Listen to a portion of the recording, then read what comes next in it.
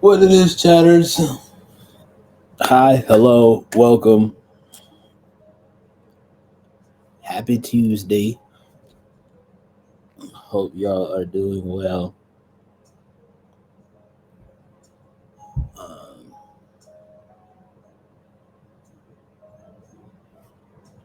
also, what it is, YouTube? What it do? What's goody?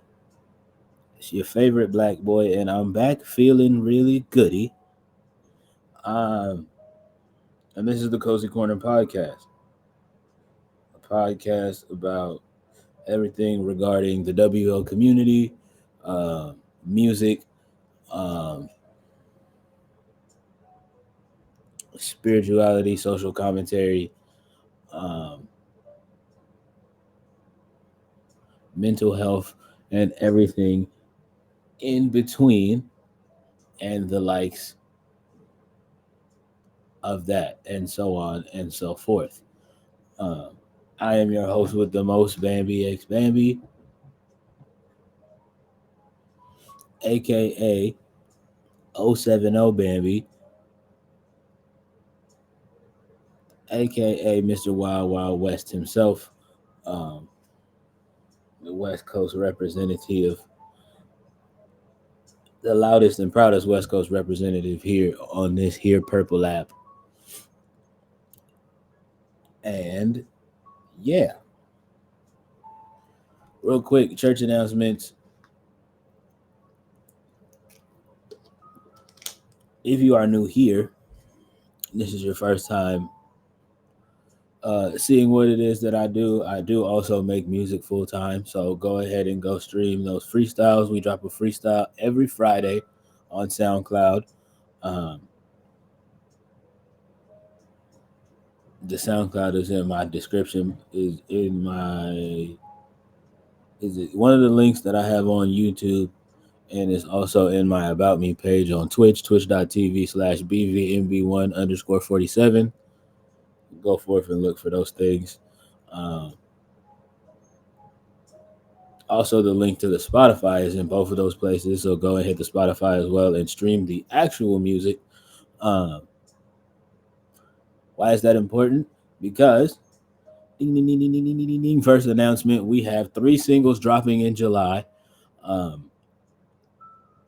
And yeah, so that's important.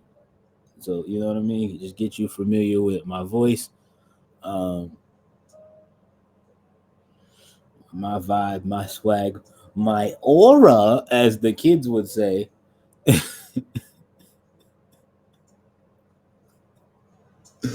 as the Gen Z children would say, get familiar with my lyrical aura, if you will. Um, so that you can familiarize yourselves with what we got going on. What's up, nerd? Um,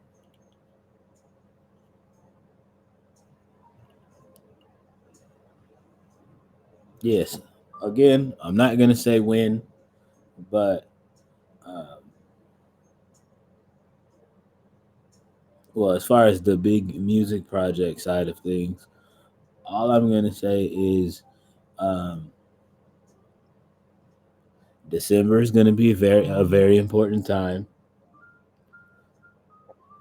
and not just because it's the holidays. Um, yeah. So yeah, yeah. That's all I'm gonna say about that. Um,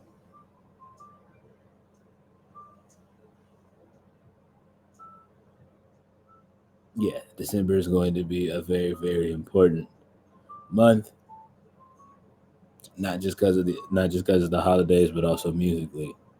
And once again, for the 313th time, for all of the people that keep asking me when the next performance is and when the next show is, um, A, when I'm good and ready. B, to any um, community event organizers of leaders of high school BSUs, um, any members of the local NAACB and NAACP and Black Chamber of Commerce.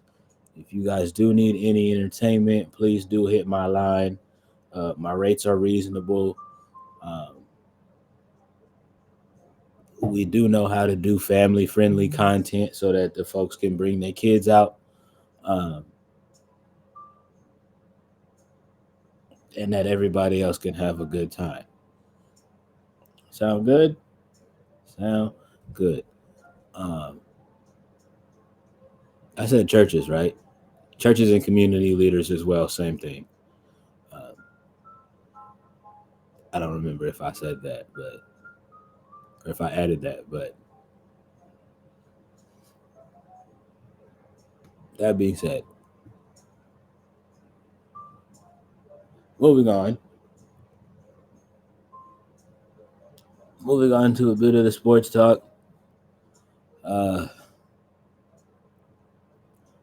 begrudgingly, as it brings me to say this, because I'm not really a hater like that. I would be remiss if I did not give my congratulations to the Boston Celtics um, on getting the job done and winning an NBA Finals. Um, I feel like what this means is that you guys finally did it. You answered all of the questions that we all had. Um, could you guys be a championship? Could you guys be a championship winning team uh, with your two guys, Jason Tatum and Jalen Brown? I feel like those questions were answered. Can you build a team around those two? I feel like those questions were definitely answered for me. Um,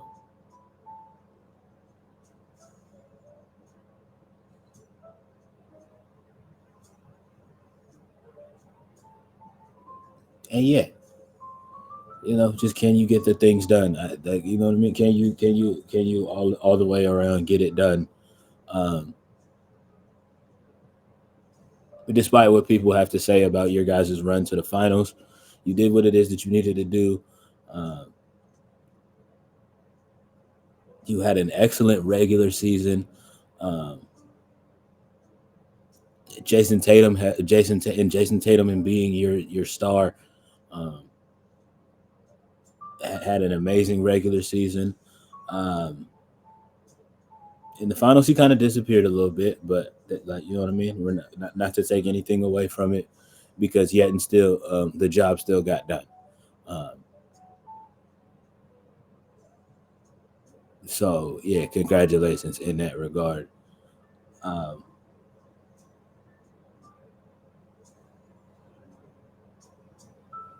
yeah, the Indiana Fever still not the Indiana Fever. The Boston Celtics still got it. I read the next note. The Boston Celtics still got it done. Um, Jason Tatum being a Duke guy, um, you know what I mean. I'm always going to be proud of our Duke alum when they get a chance to get them a ring, um, regardless of if it's on regardless of if they're on a professional team that I like or not. I like to see our Duke guys succeeding, um, and getting W's. That means a lot. Um, that really means a lot for us. Um, yeah. Now moving forward onto the WNBA front, the Indiana Fever are putting together a little bit of a win streak. Um, you like to see it. You love to see it. That's really all that I have to say on that. Um, you know what I mean? I think Aaliyah Boston looks great right now.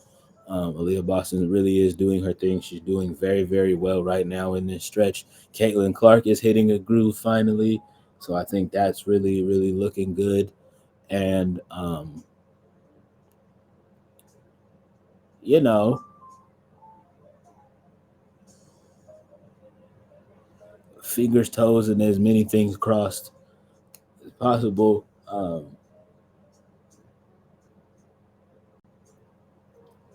Hopefully this lasts a little bit longer, um, because it's something that you know what I mean. Something that we really, really want to see. Um, as for those of you that have just joined the cozy clubhouse, um, joined the cozy clubhouse content. I recently adopted um, the state of Indiana sports teams as my secondary teams that I'll be rooting for. Um, and this really makes me happy because now I actually have a WNBA team that I actually get to root for, and you know what I mean. See grow and see turn into something. Um, because we don't have that in Baton Rouge or well, I mean we have the Sparks, but if we want to talk about out west, we have the Sparks, but the Sparks ain't really been the Sparks since Candace Parker was there. Respectfully, um, no disrespect to Cameron Brink. Cameron Brink is doing her thing. I think this new young core that the Spark have is something to see. Um,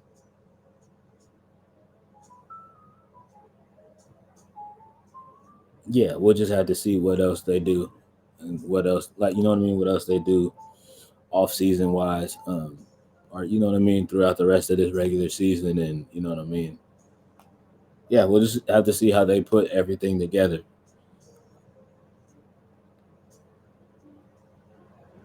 I ain't saying that I'm not a LA Sparks fan. I'm just saying it's been kind of hard to root for them as of recently, given everything that's been going on with that franchise. But it seems like they're turning a lot of things around.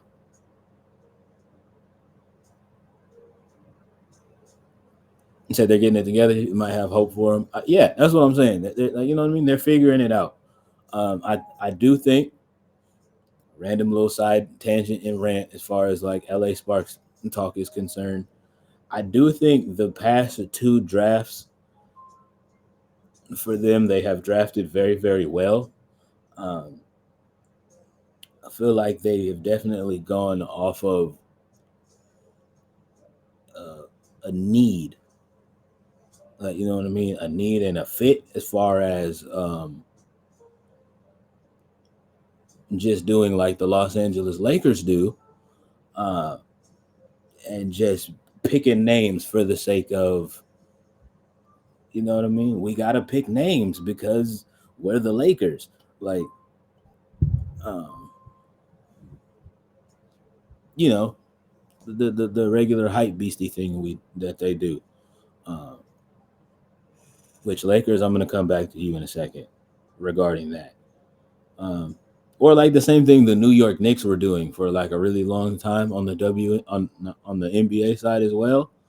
Um, you know what I mean? Being the East Coast, basically being the East Coast version of the Lakers. Um,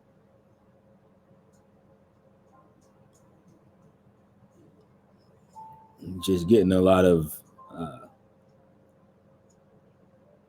highly named talent, and it not really, and then getting a coach that don't know how to make all of that work on the basketball court. And then when it don't work on the basketball court, then blaming the coach for being like, you didn't know how to figure it out. Like you just gave me a bunch of niggas that you overpaid that don't want to listen. How am I supposed to? Okay, so yes, well, again, one thing that I would definitely give credit to, not just the LA Sparks or like the Las Vegas Aces, but like the entire WNBA as a whole. Um,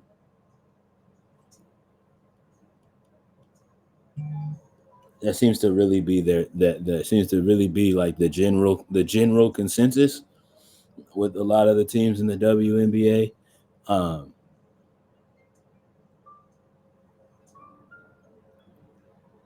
like you know what I mean. It seems like, especially around draft time, they go into every draft being like, all right, who do we like what vacancy, like what roster vacancies do we have? What do we need? What position on the floor needs improvement? Yada yada yada. Who's the best person available that we think can help improve that? Um, and so that's a really really big thing. Not only that, these next coming couple of draft classes for the WNBA are going to be really really exciting to see. Um, case in point, you know what I mean. Case in point, Paige Buchers is coming. You know what I mean. Paige Buchers will be entering the draft next season. Uh, that's the biggest one. There's a couple of others who I've seen that are really really gonna be some standout folks and are gonna come out and like do the things. Um, and I wholeheartedly am rooting for all of those young ladies. Absolutely. Um, you know what I mean? In a few more years from now, you know what I mean, Juju Watkins. I mean, if she did what she did as a freshman, I cannot wait. I just cannot wait to see what the rest of her college career is going to look like, and then, of course, um, what her pro career is going to look like as well. So yeah, there's that.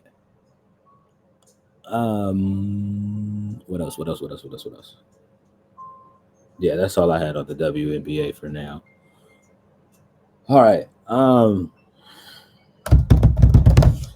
Switching over to the NBA side of things. Well, switching back over to the NBA side of things real quick. Um, mixed results here on the West Coast as far as reactions to the official signing of JJ Redick becoming the head coach for the Los Angeles Lakers. Um,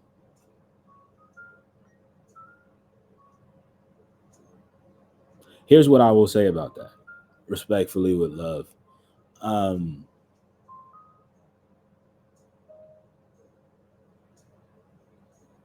I don't have a problem. I'm a little bit more indifferent, and I'm on a like a different scenario, wave and scenario when it comes to um,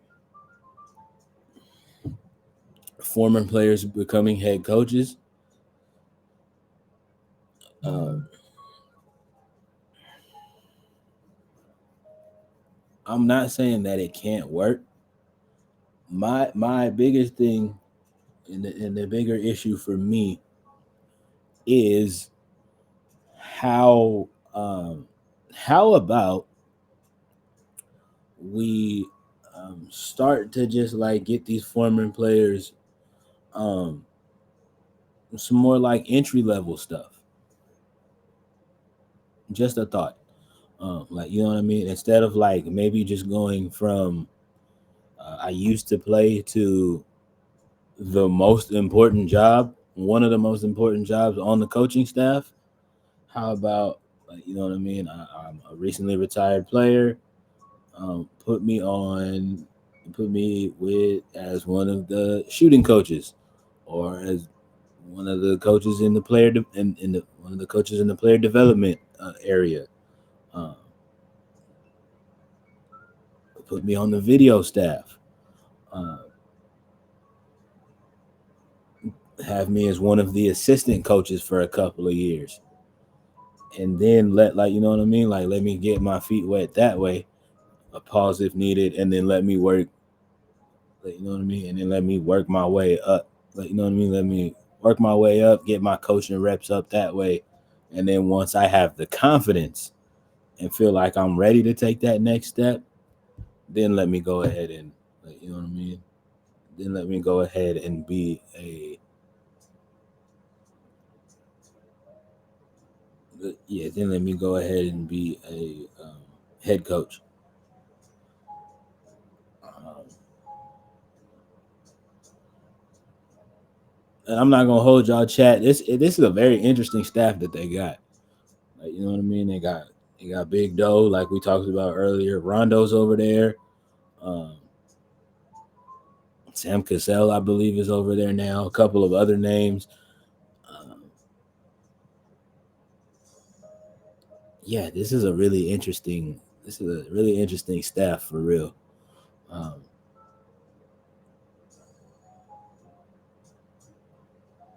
yeah, now JJ Redick's the head coach. Um, yeah, I don't know. I don't really know how to feel about that. Um,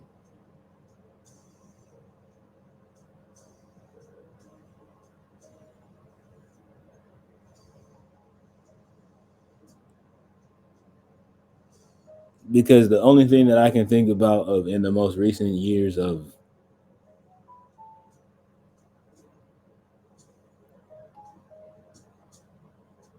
like literally right now, the most successful former player who is now a head coach is Jason Kidd. Um,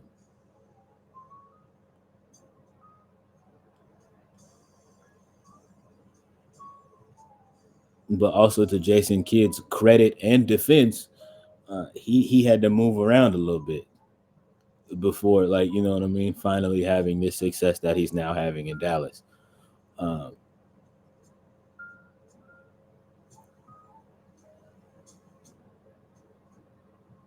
like you know what I'm saying, like he had to get his coaching reps up first. Um,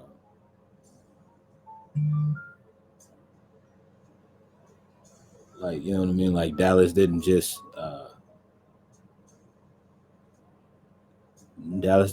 like jump out the window and hire him out the gate, uh, fresh off of retirement. Uh,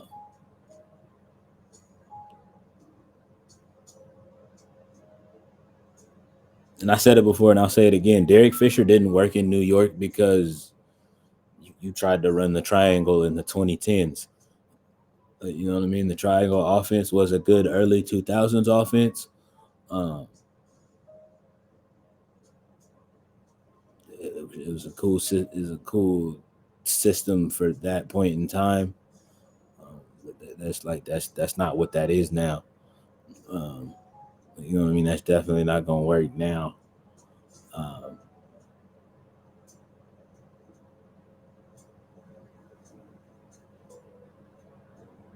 I mean, there's concepts and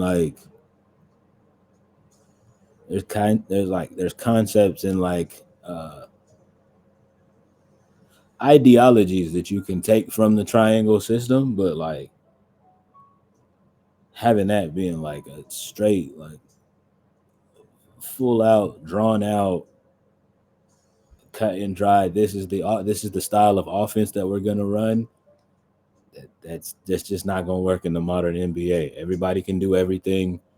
Um, you have a lot of guys that can play 4 and 5 positions on the floor. Um, everybody can switch on defense. Basically, it's or ideally that's like what everybody wants. So like you know what I mean. It's just it's a little different. Um,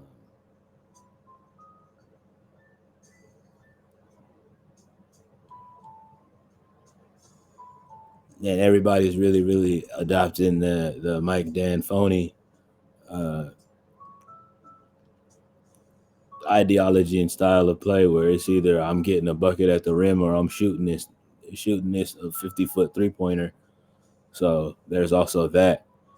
Um,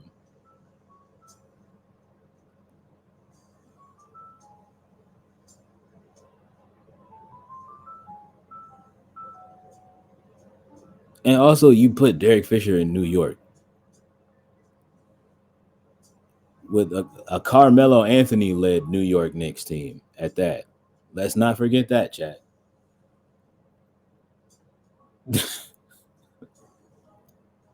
Literally, Carmelo Anthony. Carmelo Anthony is one of my favorite players ever, but like one of my favorite players ever, not because of the fact that he's a system player, but because of the fact that when we need a bucket, when I need a bucket, oh yeah, that's who I'm giving the ball. That's who I'm giving the rock to.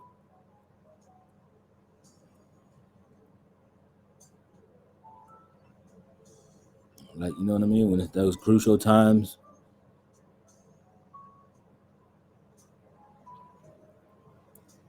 when it's those crucial times in a game, like all right, yeah, bet Melo take us home.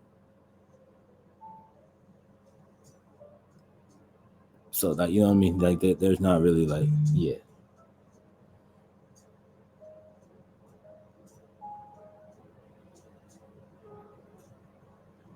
it's a little different there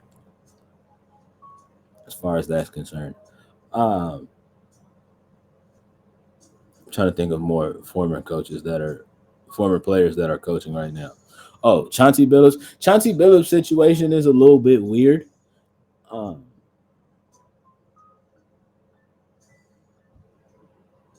because like his first year he was coaching an injured Damian Lillard, and then this past offseason he had to endure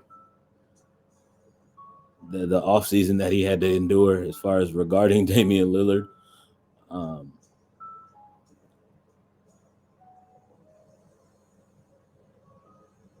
but now I think it'll be good. He's got a younger core um, that can grow with him. So you know what I mean. So I have hopes for him there. Um, Monty Williams got hold in Detroit. I'm just gonna come out and say it. Uh,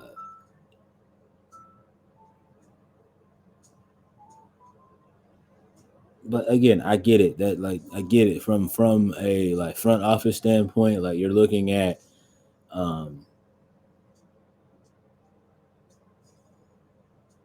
the what some people would seem like rather rapid and overnight success that he had in Phoenix. Uh,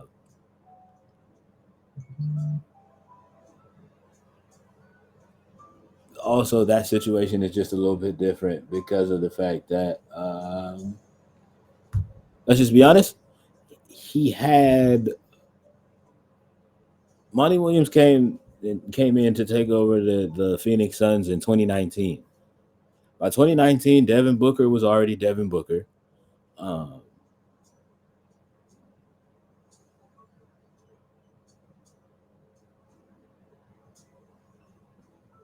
and yeah, they was already like they already had some of their pieces in place. Um, I mean, I said it then in 2019. I didn't think DeAndre Ayton was gonna. I didn't see how DeAndre Ayton was gonna work out as far as um, having him there and having him around.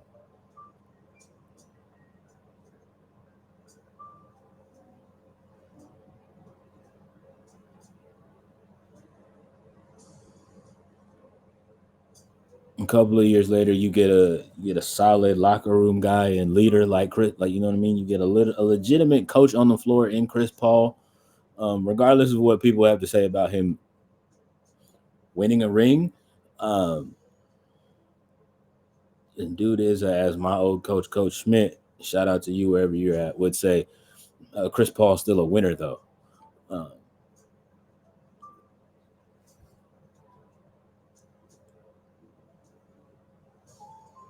like no he hasn't won the big thing. Like you know what I mean? Like he hasn't gotten like you know what I mean? He hasn't gotten the chance to hoist up that Larry O'Brien trophy, but he literally does have the attitude that you want to have in a veteran player like that. And that's a we're not losing this game mentality. You know what I mean? Whereas with a lot of these like younger teams, it's just like you know what I mean. Niggas are down by 30 and they're trying to figure out what club or what party they gonna go to after the game. And Chris Paul is just like, yeah, we're not losing this game. CP, we're down by 40. We're not losing this game.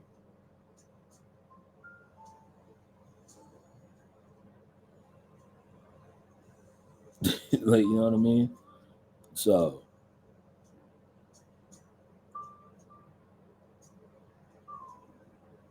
that's the mentality I'm talking about there. And then of course, you know, again, speaking of not having yet to hoist up the Larry O'Brien trophy, they were really close in 2020, what, 2021, because that was right after the bubble. Um, so yeah, they were really close in 2021. Um, they just ran into, regardless of what how people want to like try to like move the goalposts and be like, oh well, those weren't really the two best teams that year. Those were just the two healthiest. All right, cool, sure, buddy, whatever you got to say. The, the fact of the matter is, uh, the Phoenix Suns survived the West. The Milwaukee Bucks survived the East, and Giannis Antetokounmpo was playing like a man on a mission that year. You can sit there and try to convince me and tell me otherwise, but my eyes work. I know what I seen.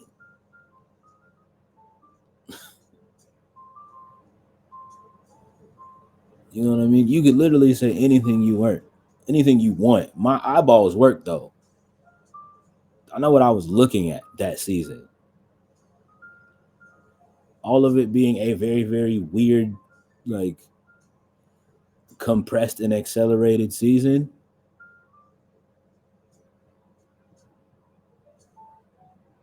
You also got to just consider the status of the world at that time. We were still, especially early 2021, we were still very much in pandemic mode.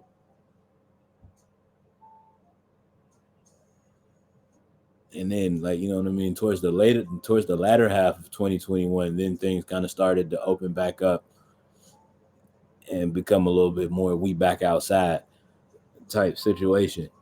Uh,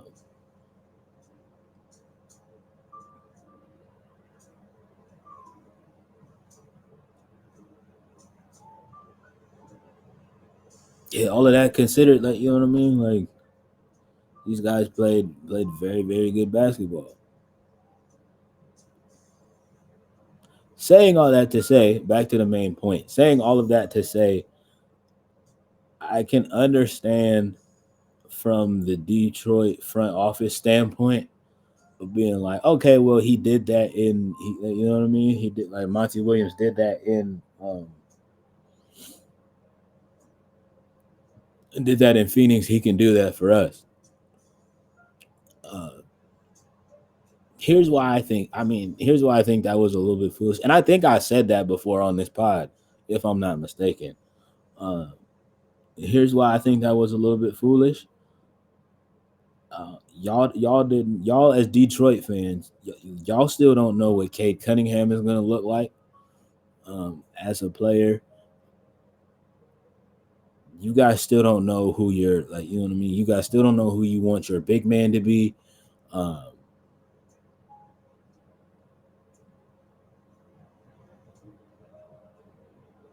yeah, y'all truly don't know who y'all want y'all like premier big man to be for real. Um, and that's something that matters to a guy like me. I need to know who our go to big fella is gonna be. Um, like, you know what I mean. I need to know what our big fella's play style is gonna be like, um, and I can kind of build from there. That's the kind of person. That's the way. That's the way my basketball brain works. Um, but yeah, you know what I mean. Yeah. So like for me, stuff I see, y'all don't even know. Like, you know what I mean. Cade hasn't really gotten a chance to really like unlock himself. Um, yeah, Cade Cunningham really doesn't hasn't had the full chance to unlock himself for real. Um, you don't know what Jaden Ivey's gonna look like. You just got a lot of young guys on that roster. Um, and I don't think that's like, and I personally don't think that that's like Monty Williams' style to wait to figure out what kind of players are going to be, considering the way that he came into that Phoenix Suns job. Devin Booker already knew what kind of player Devin Booker was.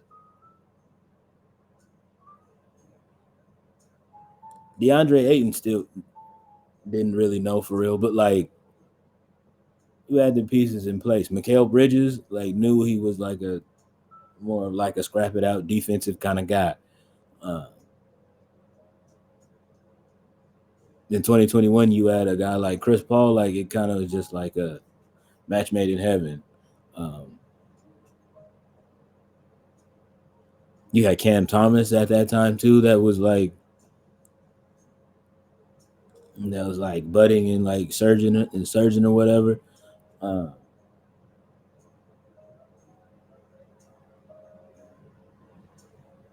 so it's just that thing for a guy like me. I think a lot more front offices need to like before they make like those kind of decisions. I think they need to like consider all that was going on at their previous, like all that was going on at a certain candidate's previous job before they just be like, oh yeah, that's the guy we're gonna go with because he had this kind of success and yada yada yada and this that and the other. Um,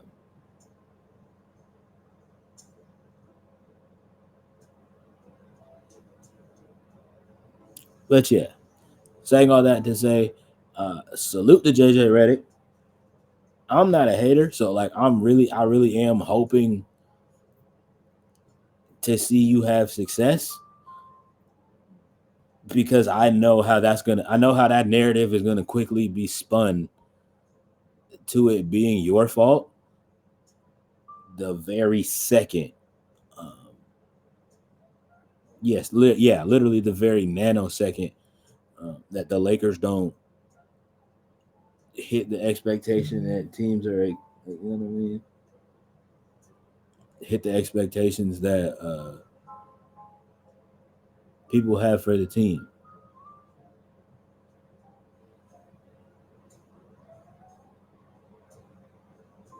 And really, right now, what the Lakers need to be focusing on, to be quite honest, chat, if we could keep it like, if we could be like absolutely frank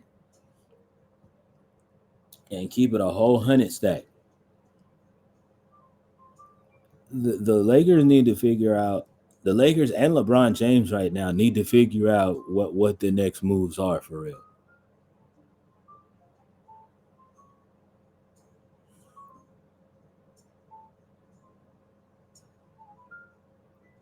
Because I know it was like earlier this month, it was like LeBron James talking about something, he don't want to go nowhere.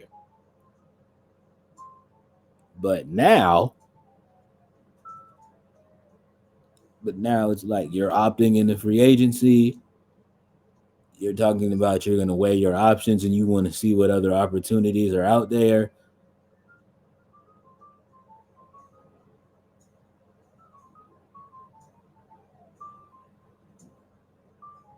Anytime anybody sees you anywhere, you don't want to talk about like anytime anybody sees you anywhere, you don't want to talk about what you want to do.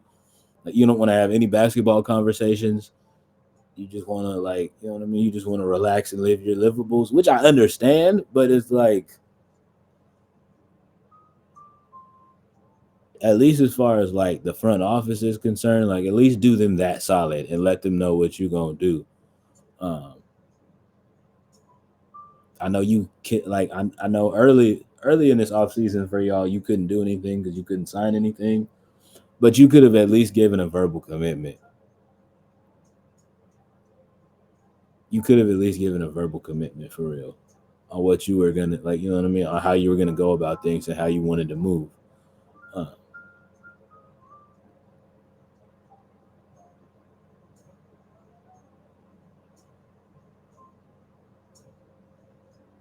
that's just me though. That's just me for real. Um, but yeah, that's the bigger thing for me. That's the bigger thing for me. Like, you know what I mean? Like you're doing things like hanging out with Russ and DeMar DeRozan at the pop out, which we're gonna talk more about later. Uh,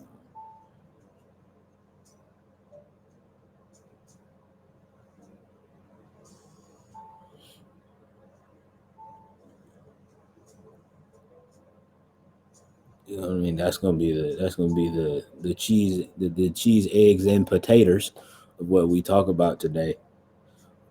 But yeah, you know what I mean? Like you're doing that, like it, and I'm not saying that you can't live your life, but it's just like also that thing where it's just like you gotta realize that hooping is your job. Like that's what pays your bills right now. Um, and it's just that thing for me where it's just like, oh, 1 month you really love being in LA, and then the next month it's just like, you know what I mean? You don't know what you want to do, and then the whole thing of where, like, you know what I mean? The whole thing going into this off season was like you were like so adamant about, like, you know what I mean? Oh, like my last season is going to be me playing with my, like, is going to be me playing with my son. Now you're backpedaling on that statement, talking about actually, you know what? Wherever he goes, he's gonna go, and that's just gonna be that.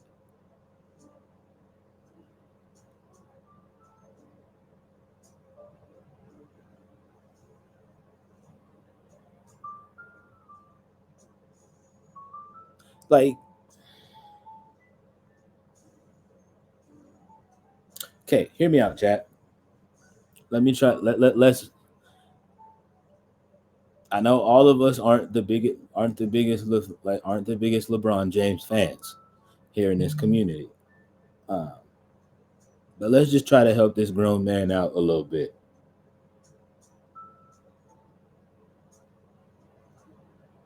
Chat, be 100% honest. Like, let's just be 100% objective for a minute, for a second.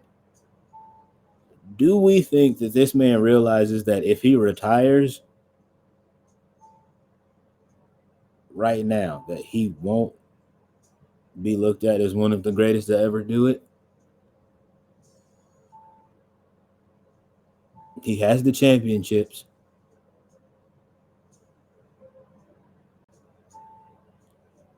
He's the all-time leading scorer. You know what I mean? So not even just the all-time leading scorer. He has plenty of other accolades of where, like, you know what I mean? He's the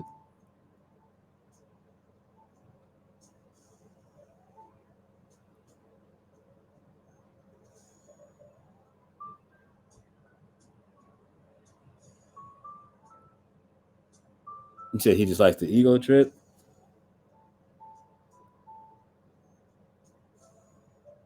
Honestly, you know what? I could rock with that. I could see that. I could see that being a thing. Being like I could see that being a thing. Um,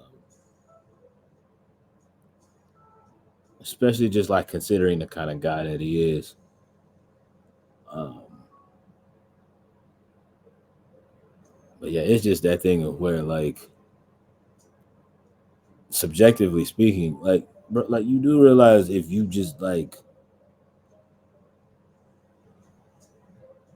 if you don't want to play ball no more, like you do realize like if you don't want to play ball no more, you do realize you're gonna go down as one of the greatest, like as one of the greatest, like, you know what I mean, one of the greatest to ever do it. You're gonna go down as one of the goats. Like that's not, like there's not gonna be no stopping that. So it's just like, what are we doing?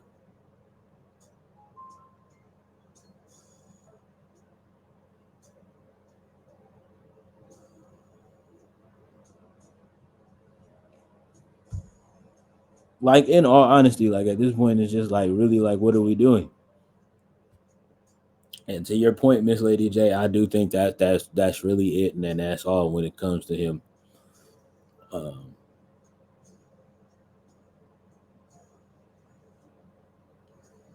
like he just likes the attention, and he likes the fact that people are talking about him, um,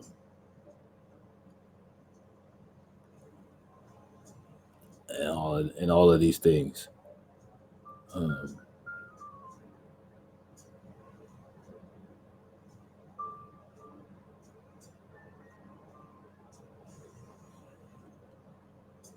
so yeah, just because again, I like the only reason I don't like the fact that he hasn't like made a decision on what he's gonna do is because of the fact that he does, like, because of the fact that, again, to your point, Miss Lady J, like, because of the fact that he wants it to be all about him, he's not realizing that in you wanting it to be all about you and people are talking about you and what it is that you're going to do, he doesn't realize that that is now going to hinder what JJ Redick, like,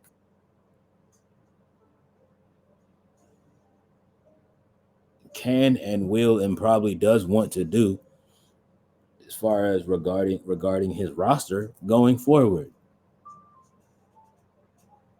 And not just him, the front office as well. Because like now it's that thing of where it's just like, okay, well, we cut like there's a lot more stuff that's kind of kept in limbo because we don't know what Braun gonna do.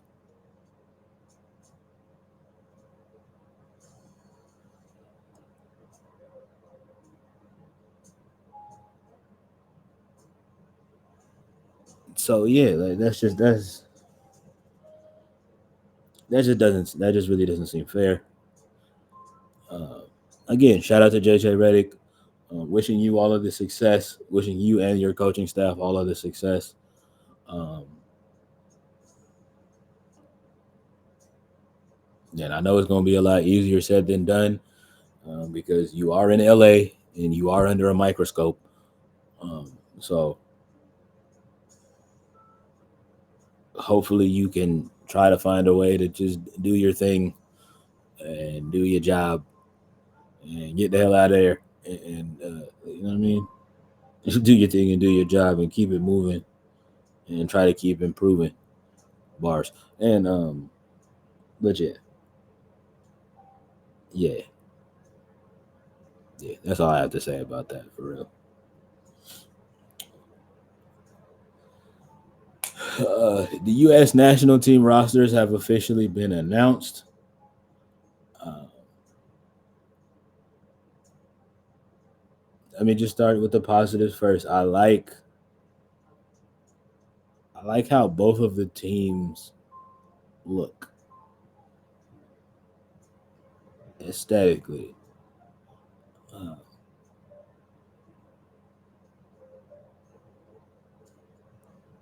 Not aesthetically, but like you know what I mean. I like how, especially like on the U.S. women's side, I like how their Olympic team roster like has all of the people that when I look at that roster, I'm like, okay, makes sense. Yeah, it makes sense. Like why all who's there is there. You know what I mean? Like right, like yeah. Um, it's a good blend of who the current WNBA superstars are, with a good blend of the ones who will be, like you know what I mean, who I do believe will be the ones that will take the mantle and um, push the game even further. So I like it. I like it a lot. I like the look of that team. Um, Regardless of the fact if sports media people are so upset because their precious and glorious queen Caitlin Clark isn't on the. She's not. She's doing her thing now, but like, why did it take you not making the U.S. national team for you to? You know what I mean? Like, you should have just. You were the number one. You were the number one overall pick. You should have mentally been prepared to know you're the number one overall pick. People are going to come at your neck. You are the top pick.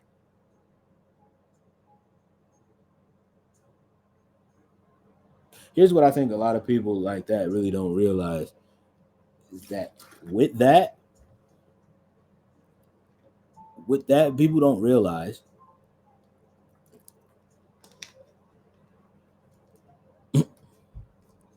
Here he goes.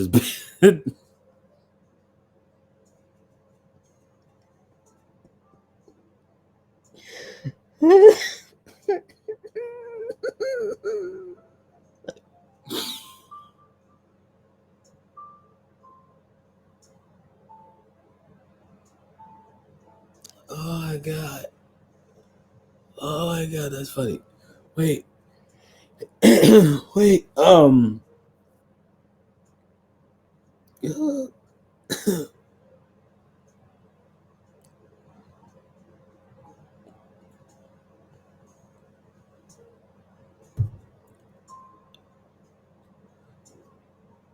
Okay. Here's what I am gonna say about that. That is too funny. Um, but also you're not wrong. Like there is an ego thing involved with this as well.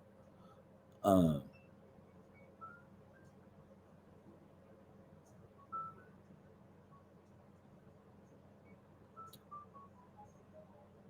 Not just Caitlin Clark, but other people who have ever been and this is not just in sports. Other people in any kind of field, when you are regarded as the top person in whatever field it is that you're, whatever kind of field it is that you're in, when you are regarded as the person,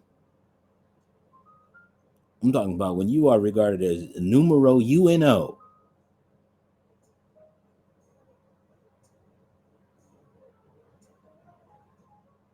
when you are regarded as a person who they look at as the peak of the pyramid,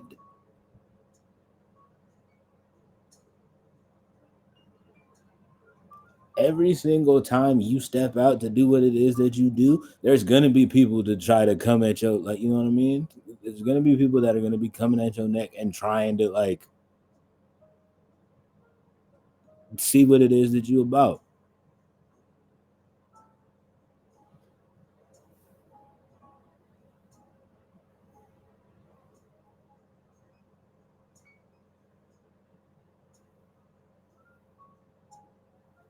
Quite literally, that's what this season was about for her in college, was it not? all year long for her whole college season, we just kept hearing about how she's the top girl in like how she's the top female player in women's college basketball.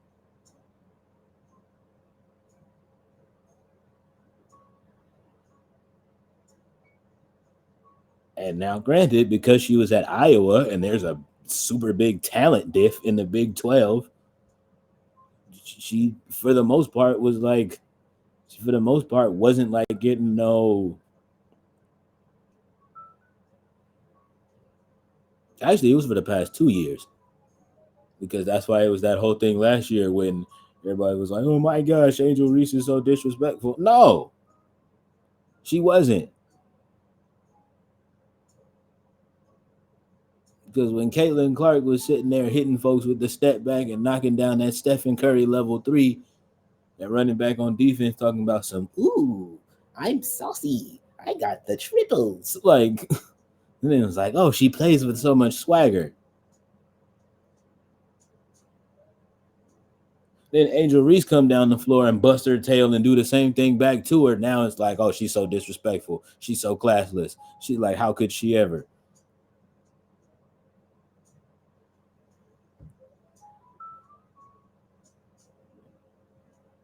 Really?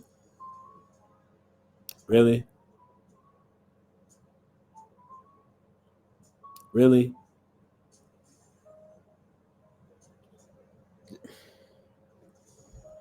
Yeah, we're not gonna do that because y'all don't want to have that conversation for real. There's a lot of conversations that y'all, and when I say y'all, I mean America.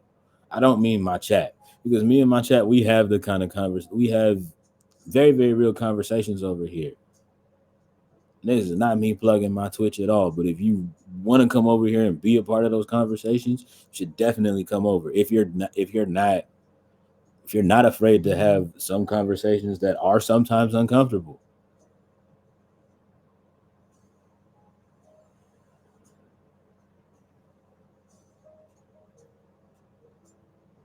I am a whole content creator, and we've had to have some conversations regarding creating content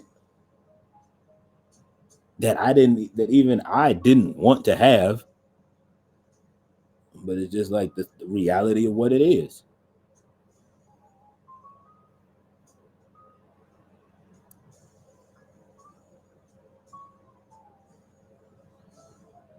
Speaking of creating content and talking about being the top person, Kai Cenat is the top streamer. Do you not think there are not people in this space that are trying to take that man's spot? Newsflash: if you don't think that that's it, you're wrong. If you don't think that that's not what's happening, you're wrong. There are people actively, like, you know what I mean. There are people who actively, like, that's their goal is to be better than Kai, bigger, better, and bigger.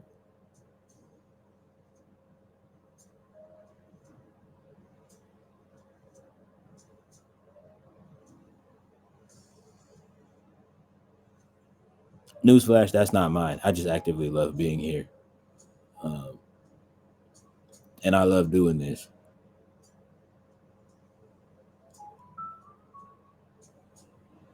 Whether it's one person in the chat, for 672,000, like, I don't get, like, I'm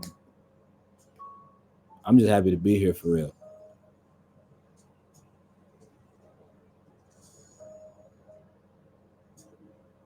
I'm actively just happy to be here for real, and that's really all that is.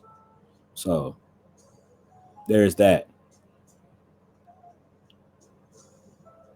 But yeah, we did go down a little rabbit hole, but this needed to be talked about because it's like, oh, how could they pass up on me? Like, you do realize, like, especially like as far as, because for those that are probably watching this back and like, how did we get here? We're talking about the U.S. Olympic rosters, um, for Olympic basketball. Caitlin Clark wasn't selected, and all of you and all of the media heads, for the most part, have been running around talking about how the U.S. women's national team made a grave mistake for not picking Caitlin Clark on the. You do realize being the number one pick in the WNBA draft does not mean that you're just supposed to get all of these random, like beautiful miracle perks. Like you still got to go out and improve yourself.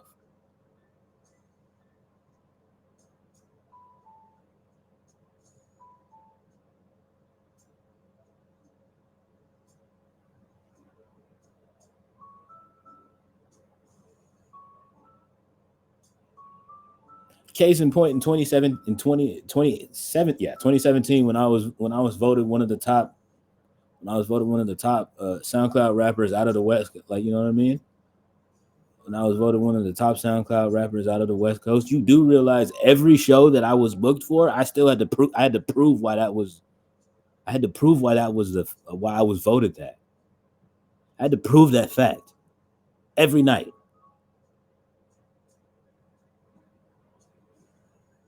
Every single show, I had to prove why I was awarded that title.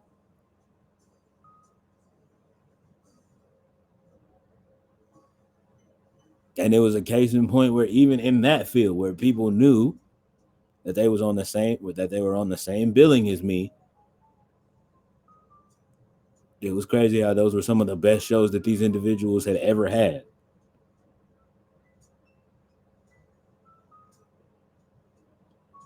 By some of these other SoundCloud artists, I will say.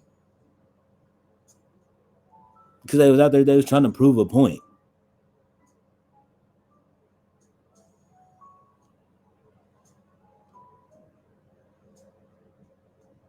Which I get and I respect it. Like I wasn't mad at it at all. I was like, yeah, if I wouldn't have won, I probably like. But the difference is for me is like even if I wouldn't have been awarded that honor, I still would have approached it the same. I still would have approached it the same way. I was awarded that honor, and I still approached every show like I didn't win.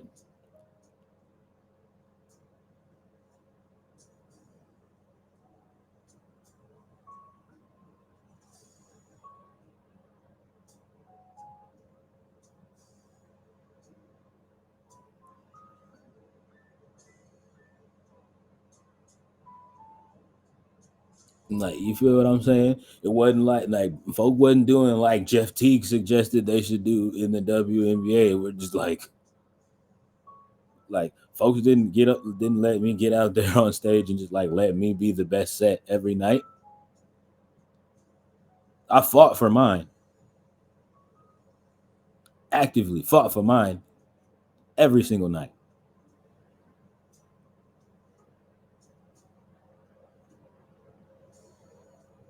Especially when it was that thing where I started to do shows on like on the East Coast and things like that. Like folks were actively like you know what I mean? Like folks were like, "Oh yeah, well he's the best SoundCloud artist, like he's the best SoundCloud rapper out of the West Coast." But we got like you know what I mean. But now you're doing it like you know what I mean. But now you're doing a show opening up for our guy. Like, you know what I mean? For our guy who's our top SoundCloud guy that we love. So it's like so now you got to come and show us why you're the best in the West.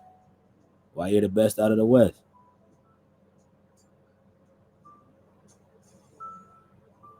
Did that every night.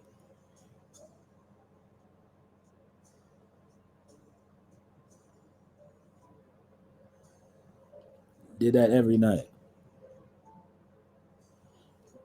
So no, the U.S. women's national team did not make a mistake on not picking Caitlin Clark to be on the U.S. Olympic national roster just because she was the number one overall draft pick this year. The hell that mean?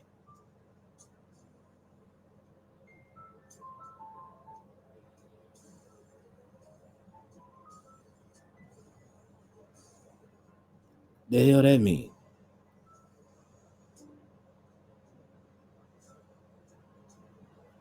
She's been the top woman in women's basketball for the past 2 years in a row. And both years, She's got them cheeks busted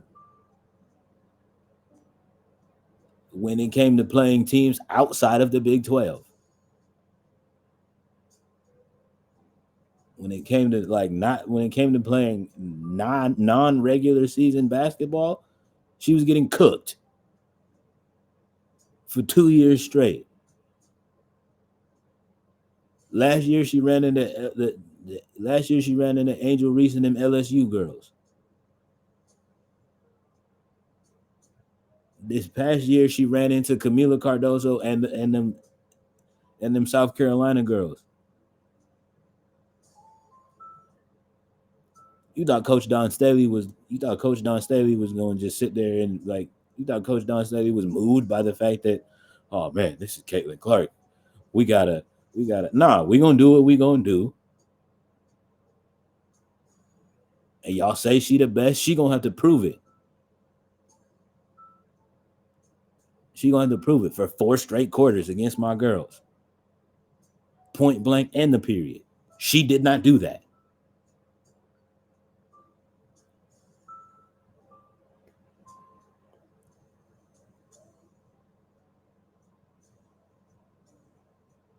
And y'all do realize, as far as the Olympic basketball is as far as the Olympic basketball rosters is concerned, the goal for those Olympic teams is to win a gold medal. You are aware of that, right? We are aware of that. The goal at the end of the day is to win a gold medal.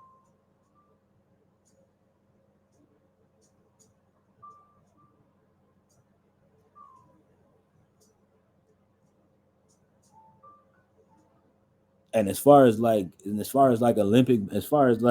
international basketball is concerned, the talent is rising. So it's not gonna be an easy road. This isn't just like some fun little cute little AAU tournament.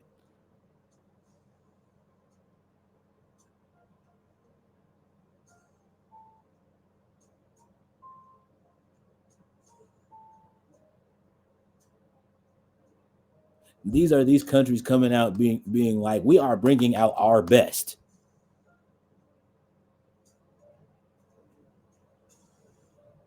Because we want to bring home that gold medal on both the men's and the women's side.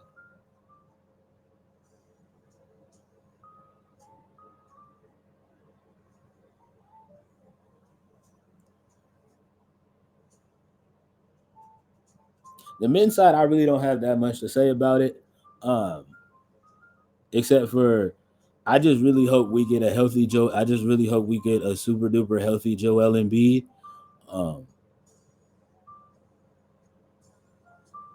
You know what I mean? That's legit. My only concern. I just hope that Joel Embiid is rested up enough. I think some of the younger guys like an Anthony Edwards, and those guys, you know what I mean? Definitely Anthony Edwards is gonna have a point to prove. He's gonna have a point to prove in these Olympics because y'all had this young, you know what I mean? Y'all have been comparing this young man. Y'all been comparing this man to young Mike all offseason, all postseason long.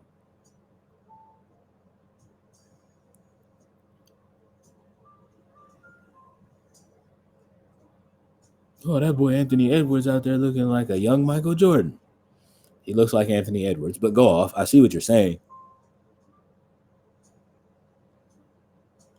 You know what I mean? He's playing like Anthony Edwards, but you know what I mean?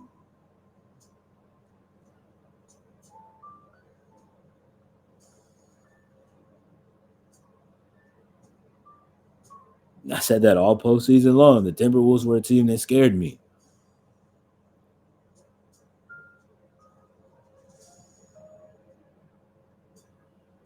Unfortunately, they ran into a team in Dallas that was just like, yeah, okay, and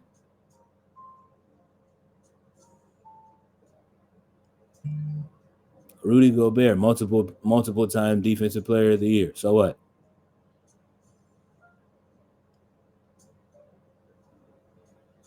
Carl Anthony Towns, the guy who's supposed to be the face of y'all, you know what I mean? The guy who's supposed to be the Minnesota Timberwolves franchise guy.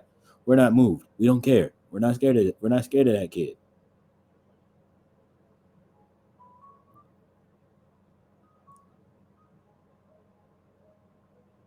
We don't care. We're not scared of him. We do not care.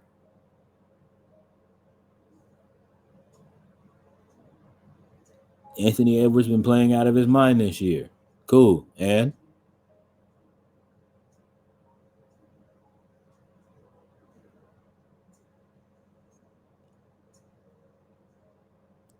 like cool. And he still gotta go against us.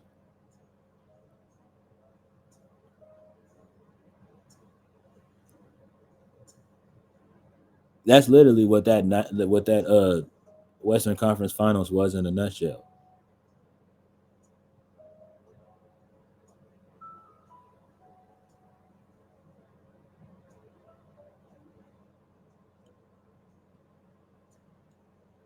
Now, as far as what happened to the Dallas Mavericks in the finals, um, I don't even think you can really just make an excuse for that. I think just I said it before. I said it when as soon as Boston went up 2-0. It was like yeah, the lights are probably just a little too bright. I was like the lights may be a little too bright for Luca. I fear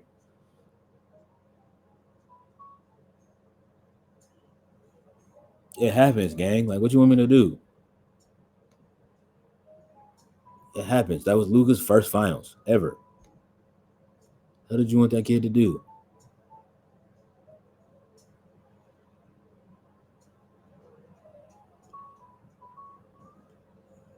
And then it's that whole thing where all of y'all want to be like, oh, Kyrie sold Luca. No, Kyrie's older.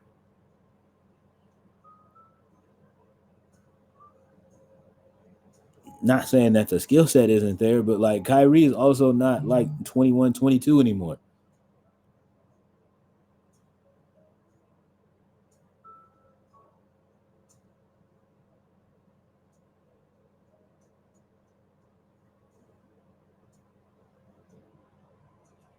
You get what I'm saying?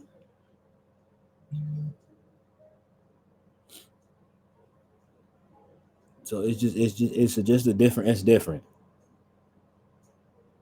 Is what I will say. It's just different, and that's not in a bad way. But like, not saying that Kai can't still get out and go out there and do his thing. But it's just like as far as that's concerned, like with the finals, like it was that thing of where Kyrie, like, and I said that going into the finals. I said Luca's never been here before. It's going to take Kyrie, the guy who's been there before, to help kind of like walk him through this.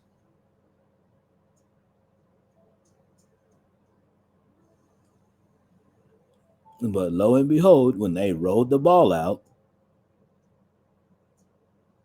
when they cut the lights on and rolled the ball out, Kyrie didn't show up and be the veteran that he was supposed to be.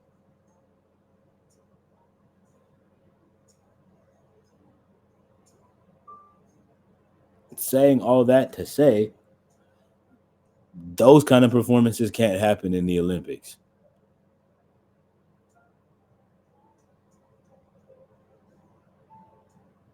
The Canadian national team is getting better. The Slovenian national team looks scary, both the men and the women. The German national team, I'm terrified. Both for the men and the women. I'm terrified. Germany and Brazil, I'm terrified of both of them.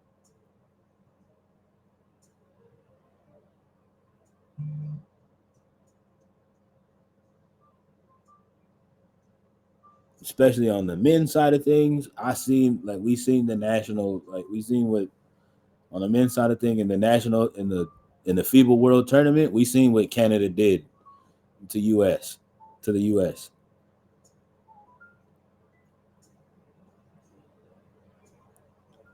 and how a lot of them are looking and acting. It's like, yeah, and come late July in Paris, we gonna do it again too. Like that's the kind of like attitude and mentality that they have.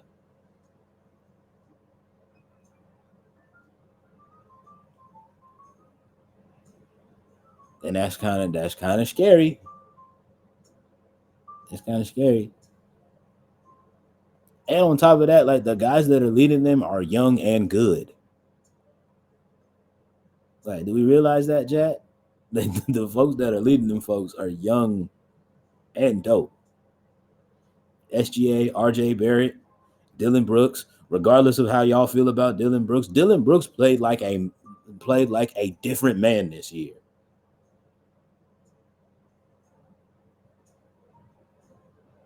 I don't give a hot steaming damn if the Houston Rockets didn't win that many games. Them boys played a different level of basketball this year.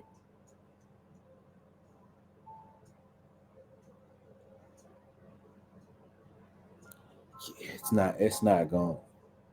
It's not the same. It's not the same. It's not the same. That boy Jalen Green looked different too. Like Jalen Green's not Canadian, he's American, but still.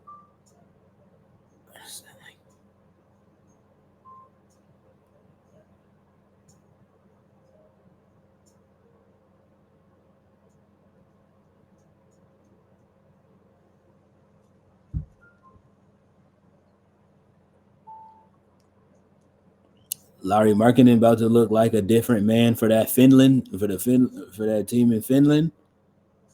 Uh, yeah, bro. So that's just really like I don't have many concerns as far as going into Olympic hoops this year. Like legit, my only thing on the men's side is that I hope that everybody's healthy and ready to go. And on the women's side, I just hope they're ready to compete every night. Which on the women's side, I'm really not that worried because they compete every night in the WNBA anyway. So like, you know what I mean? So that like just goes without saying. Like it's just gonna be like another day at the office for a lot of them. Um,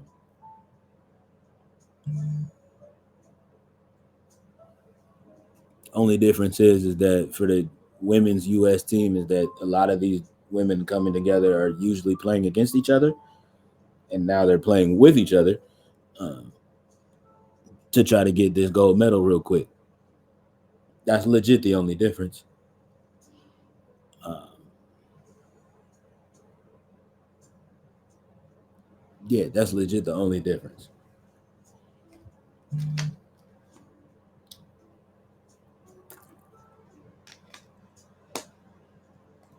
It's legit been the only difference. All right, y'all ready? Let's get into it. Yes, the main topic of why we're here. Y'all seen the title of today's stream. And if you're watching this on YouTube, you've seen the title of today's usually the title of this week's episode.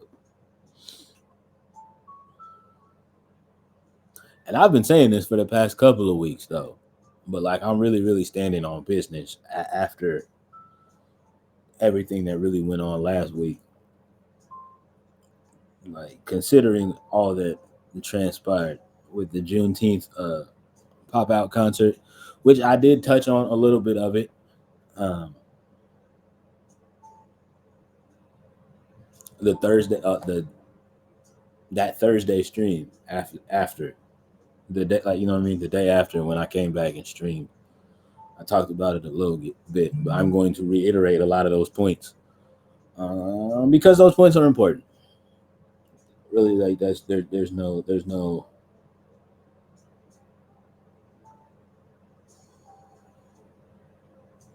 sorry sorry yeah, there's no if ands or booty butts around it. Um,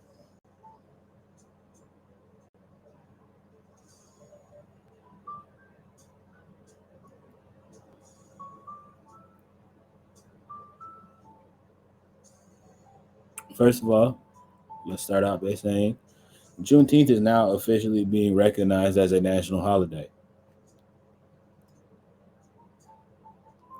Uh,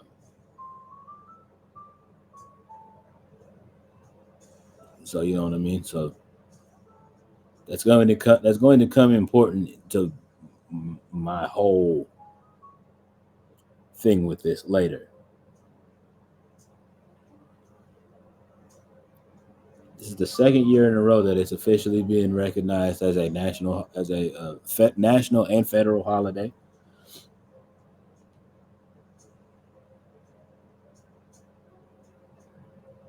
And to celebrate that,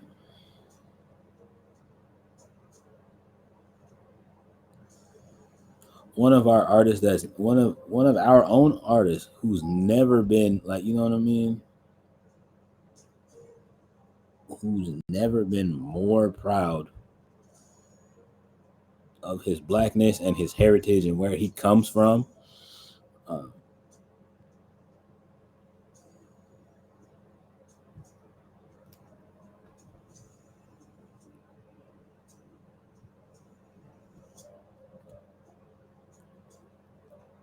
Kendrick Lamar,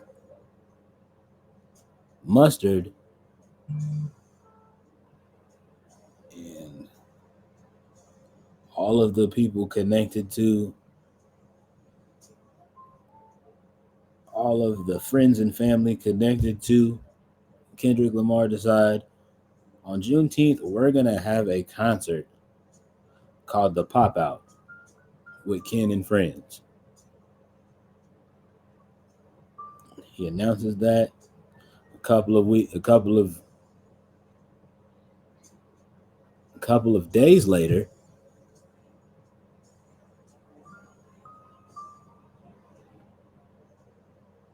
Amazon Music announces that they're going to be streaming the Pop Out on Amazon Prime Video and on the Amazon Music Twitch. That's how I watched the show.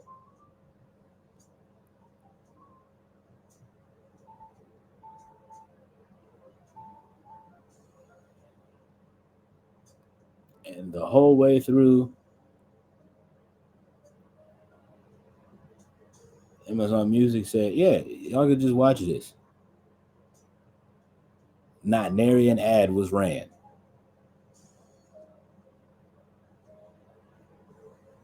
Not nary an ad was ran.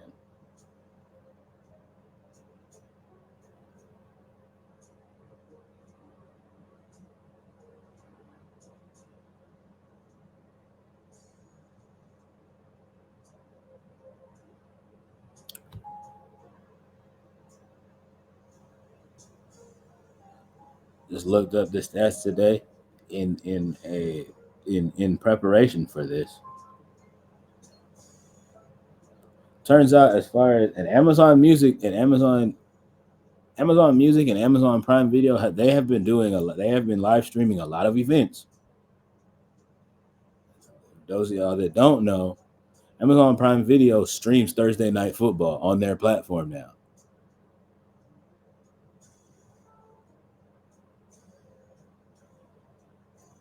And correct me if I'm wrong, Miss Lady J, but I believe that was the first.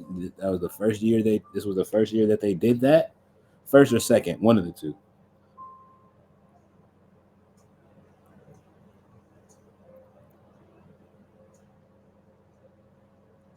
And in Amazon Music's very, very short time on Twitch, that was the most that was the highest viewed, most watched, and most engaged musical event that they have ever had, that they've ever streamed on their Twitch. The most watched event that they have on Amazon Prime Video right now.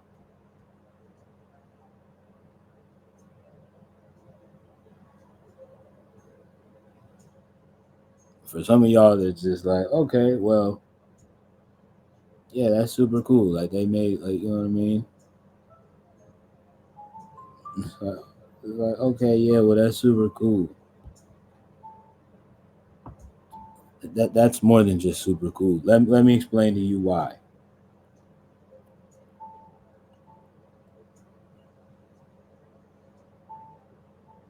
First of all, this was a hip hop show.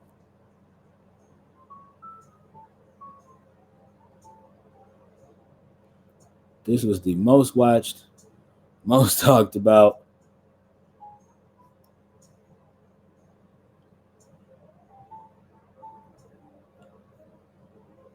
You know what I mean? This was probably the most covered musical stuff. Even a lot of my even a lot of my peers in this music content creating space. Okay, cool. Let me just explain to you how big of a deal this was. As far as the musical content space is concerned, people that don't even like that have not straight away, but have gone on to do other types of content, doubled back around to do something you know what I mean, to do something surrounding this whole event with the pop out.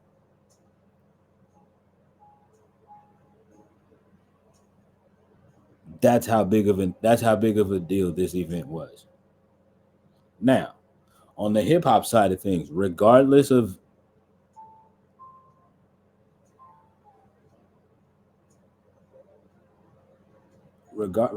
region, for a second, this was the most historic thing that I've ever seen in hip hop history.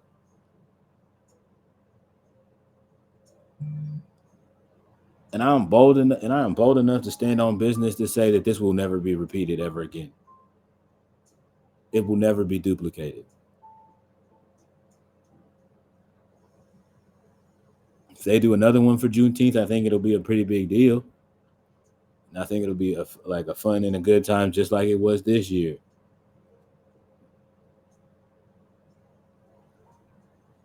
But as far as the history and the significance of this of what it is that you guys were able to witness on Juneteenth this year, that will never be repeated again.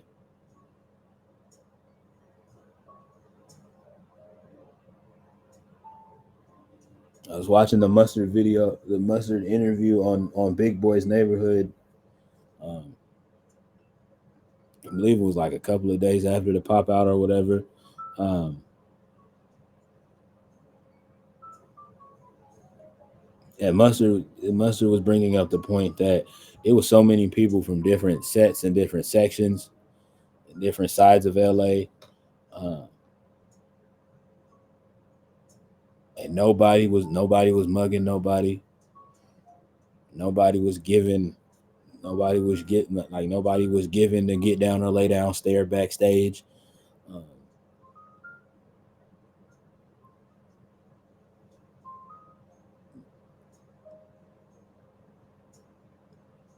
Now I'm about to bring y'all into the significance of why this is significant for us on the left coast.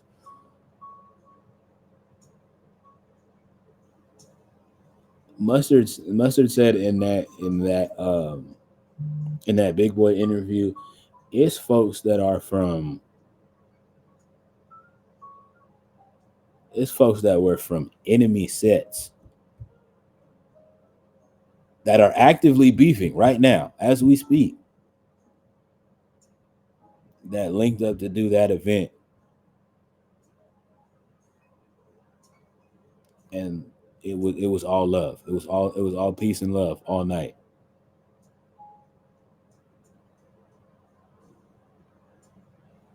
Now, um, to those of y'all overseas, and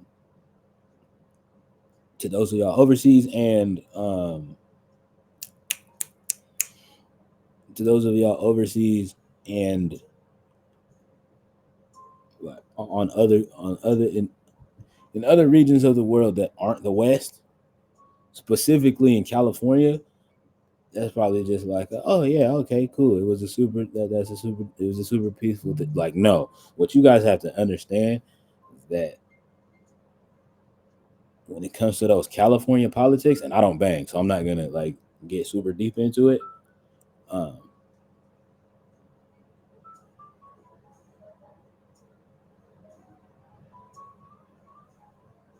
you know what I mean? I don't bang and I'm not affiliated. But like, as somebody who definitely relates to that part of Kendrick Lamar's story, of like not being the one that did bang, but like had a lot of like friends and homies that like were active and affiliated like that. Um,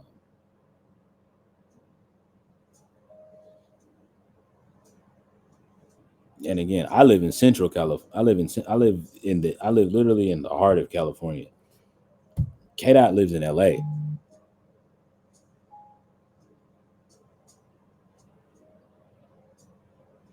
which regardless of what a lot of y'all have to say about that, that is the birthplace of where gangbanging and that kind of activity, like, you know what I mean?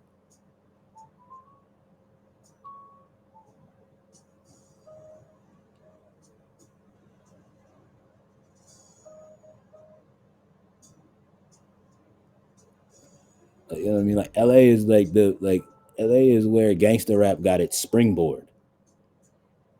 I'm not gonna say it's the birthplace, but it's very like LA is very much like the LA is the place of where gangster rap was popularized. That much I can say.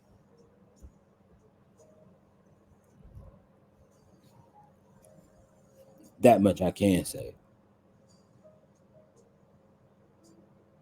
So saying all that to say this is very much some kind of deep rooted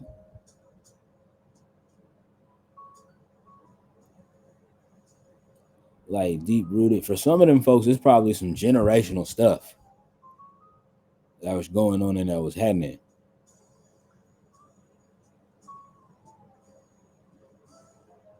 And it took a real one like Kendrick Lamar to be able to just bring all of those individuals together and be like, hey, listen, look, I understand what time that y'all usually be on,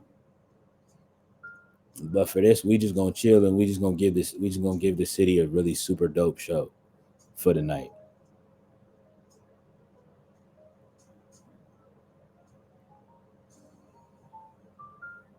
That would mean a lot if we could do that.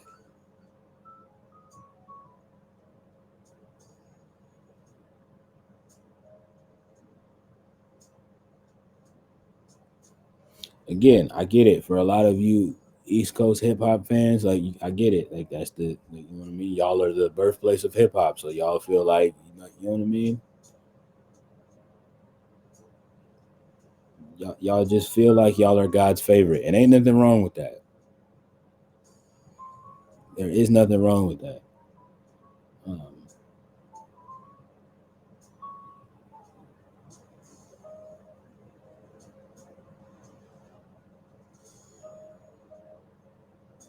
but I don't think what a lot of like even a lot of y'all East Coast hip hop fans don't understand is that as many East Coast hip hop legends that you folks have, even some of y'all favorites could never do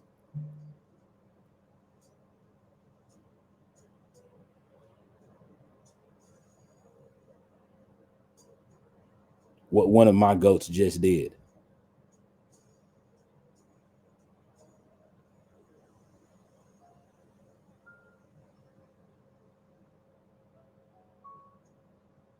And a lot of y'all want to sit there and try to make it like it was a concert to this Drake. That Drake don't have nothing to do with that concert.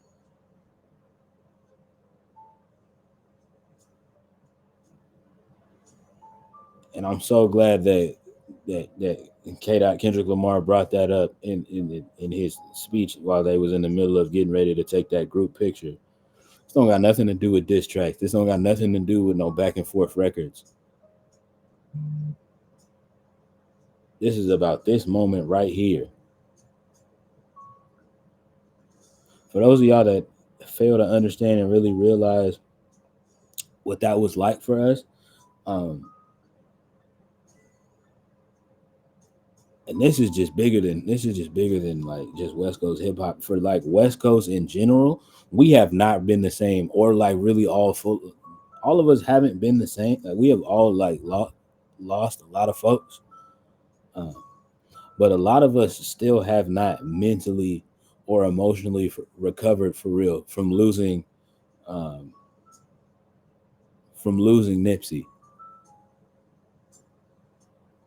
Hussle. For those of you that are new here,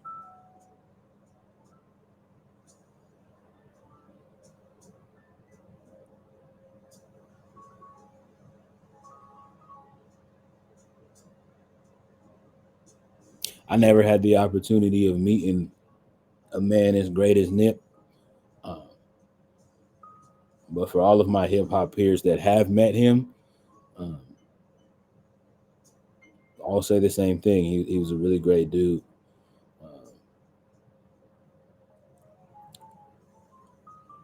when he had the time, he was a super dope person to talk to, and when he didn't have, you know what I mean, when he didn't have the time, he was really respectful about it.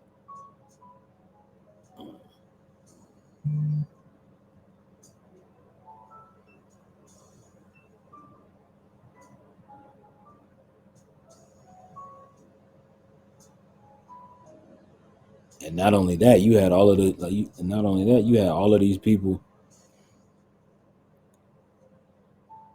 that when Nip died, you y'all seen how not okay all of us West Coast hip hop artists were.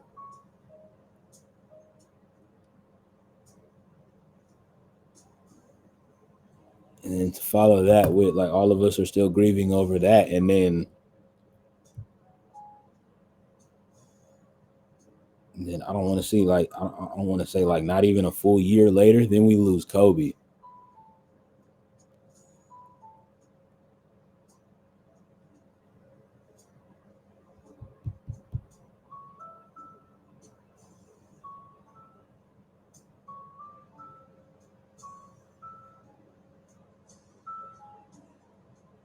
Now for some of y'all, it's just like, man, whatever. Like, bro, just played basketball. It can't be that big of a deal.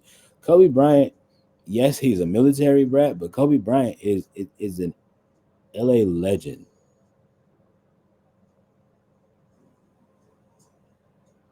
Kobe Bryant is a lot of us on the west like, is a lot of us on the West Coast. He's a part of a lot of our childhoods.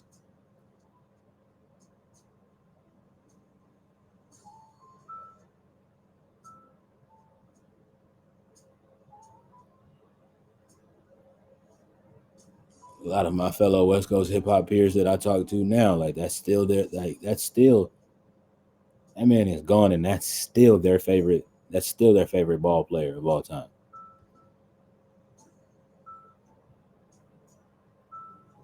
And I just 100% respect all of it because it's just like what I'm gonna say. It's Kobe gang.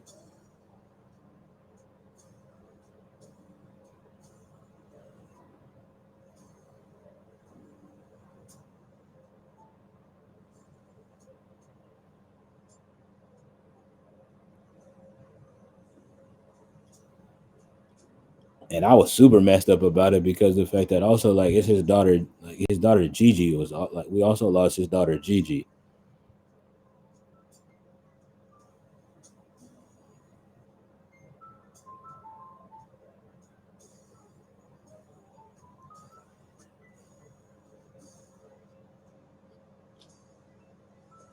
and man, the havoc she was gonna wreak on the WNBA in some coming years. Not only that, it's that thing of where I'm the kind of person like I take that a step further with both of those situations. Like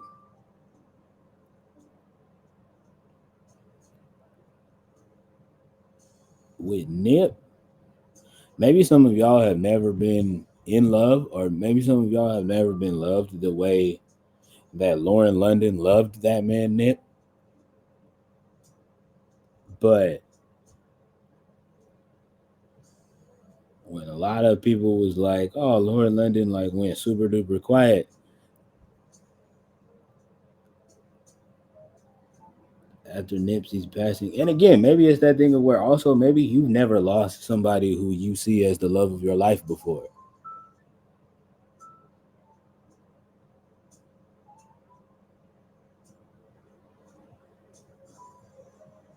That's where I super relate to Lauren London because it's that thing of where it just like when people was like, "Oh, like she's really like still messed up about that." It's like, yeah, nigga, like what do you mean? And not only that, they had a child. That they had a child. They brought They brought together a life. They brought a life into this world together.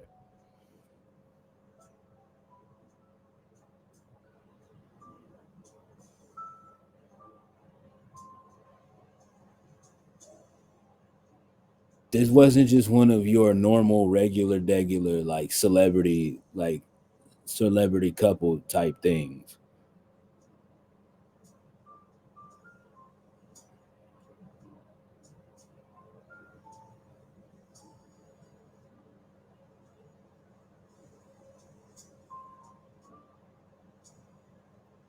That was the love. That was the love of that woman's life.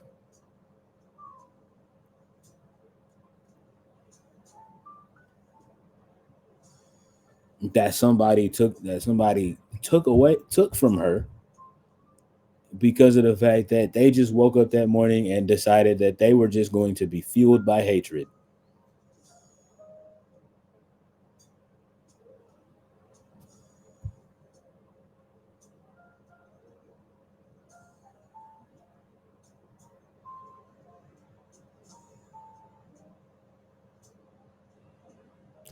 That's why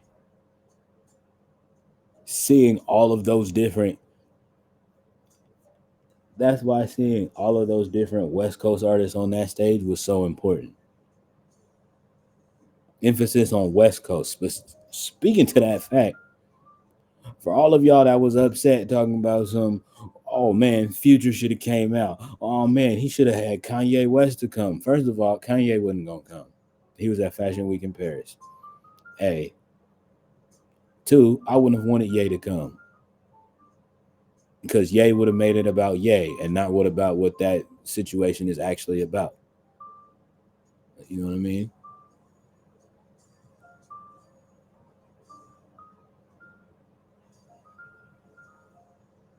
I got nothing but love for Kanye. I think he's one of the greatest musical minds. I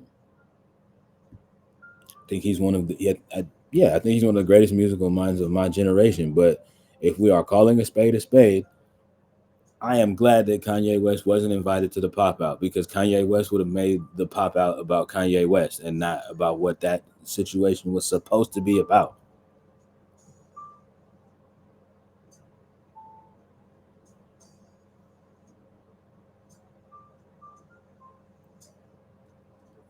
Well, what was that point to be? What was that point? What was the point of it supposed to be about?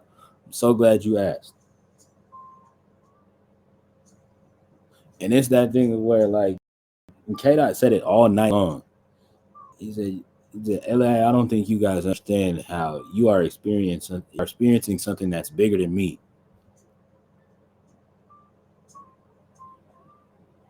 It wasn't about no it wasn't about no diss records. It wasn't about no, oh, I'm gonna perform these tracks that like you know what I mean? I'm gonna perform these tracks that are targeted at a man. Like you know what I mean? Like this was not a diss concert towards Drake.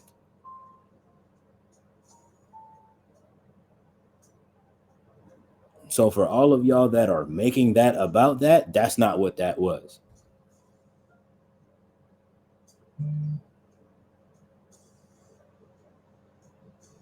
This was about showing all of these people that have their different perceptions, assumptions, and thoughts on what they think the West Coast is, what we're really about.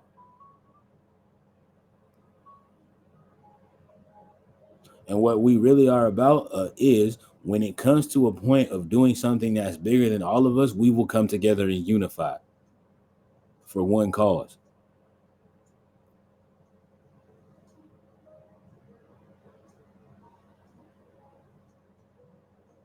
And that night on June 19th, 2024, at the Los Angeles Forum, the the original home of the Showtime Lakers,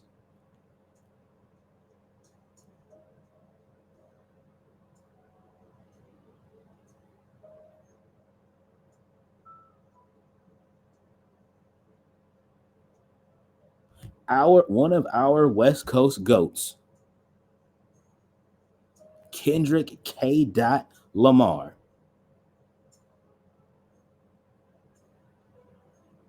Said on Juneteenth, I'm gonna do a concert highlighting the history, highlighting the history and the future of what West Coast hip hop is gonna look like. Not even just West Coast hip hop, West Coast music in general. It's going to look like. That's what that was about.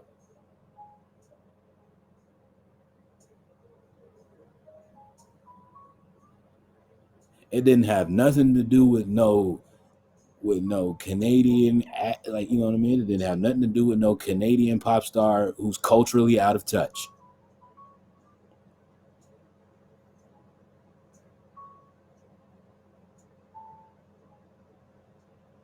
So for those of y'all that are like so upset that like Future didn't come out for like that, or didn't come out and perform his verse on King's Dead, it wasn't about Future. Future is from Atlanta, Georgia.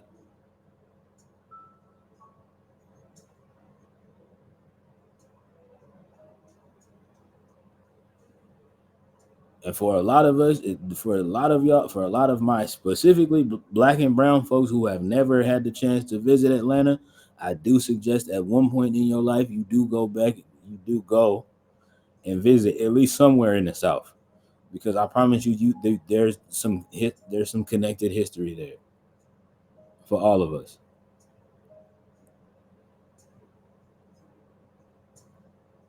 But that's not what that was about on Juneteenth.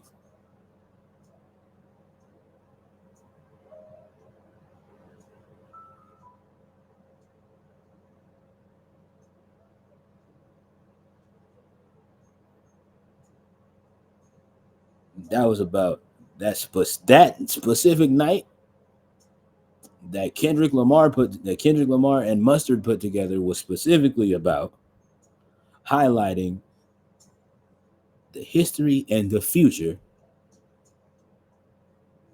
of West Coast music.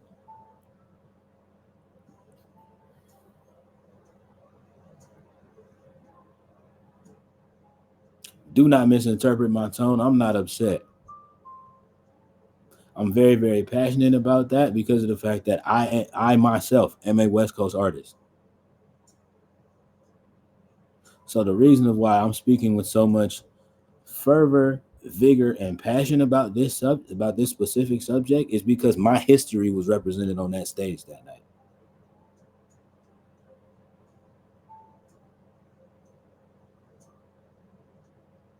Again, for those of y'all that don't know my story, I wasn't born here. I was born in the South. We moved here. So I was raised here. So that was my history.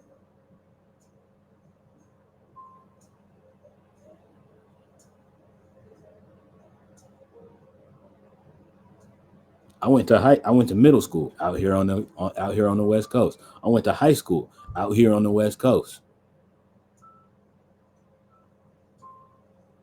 I went to junior college, albeit for a couple of months, out here on the West Coast.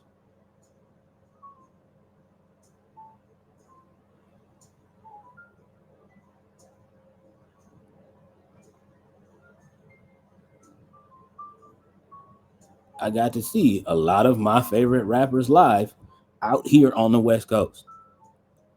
Not even just rappers, a lot of my favorite artists live out here on the West Coast.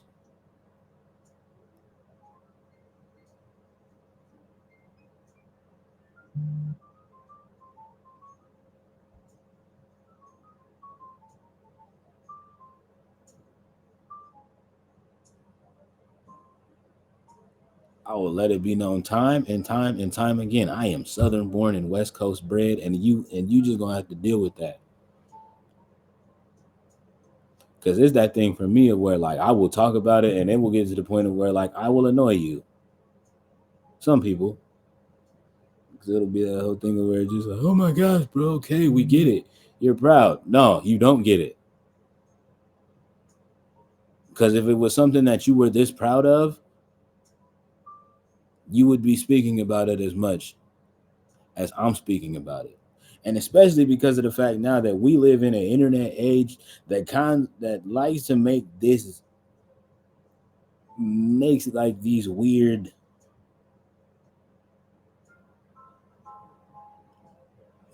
statements and like to have these weird statements and have these weird hot takes and like to like say a lot of this stuff for shock value. That's just like really really weird behavior. It's weird behavior, point blank and a period. um and that's all I have to say on that. I said it before the day after it happened, and I will say it here again. Tyler the Creator popping out did everything for me.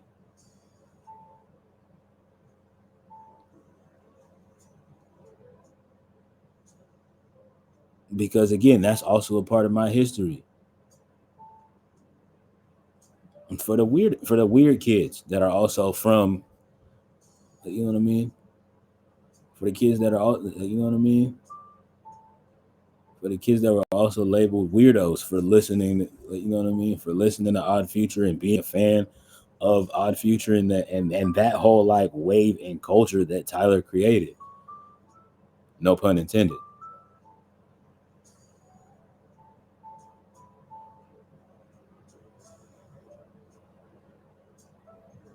A lot of y'all don't know Kendrick Lamar is one of my West Coast goats, but a lot of people don't know this because people don't ask the right questions.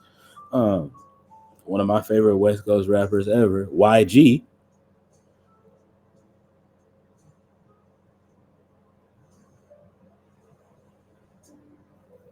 got to jump out there and do his thing.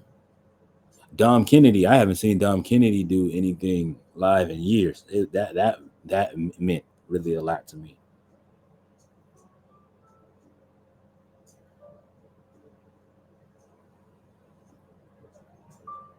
One of my favorite newer West Coast guys, Roddy Rich, popped out and did some of his bangers.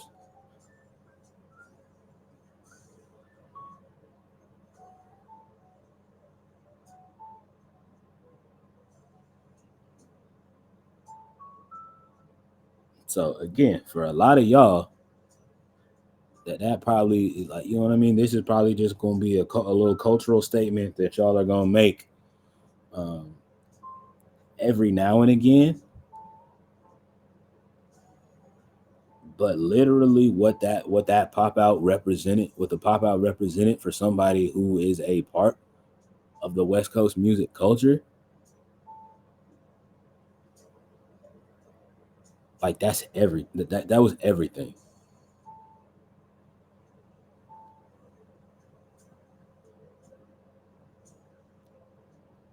That was everything.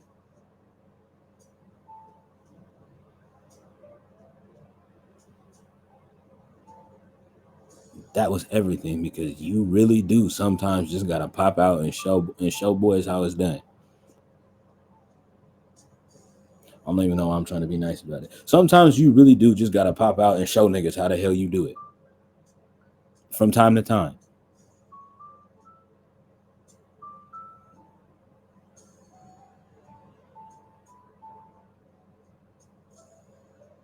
I mentioned the fact that there were some weird narratives that were being spun and twisted up and brought up about this.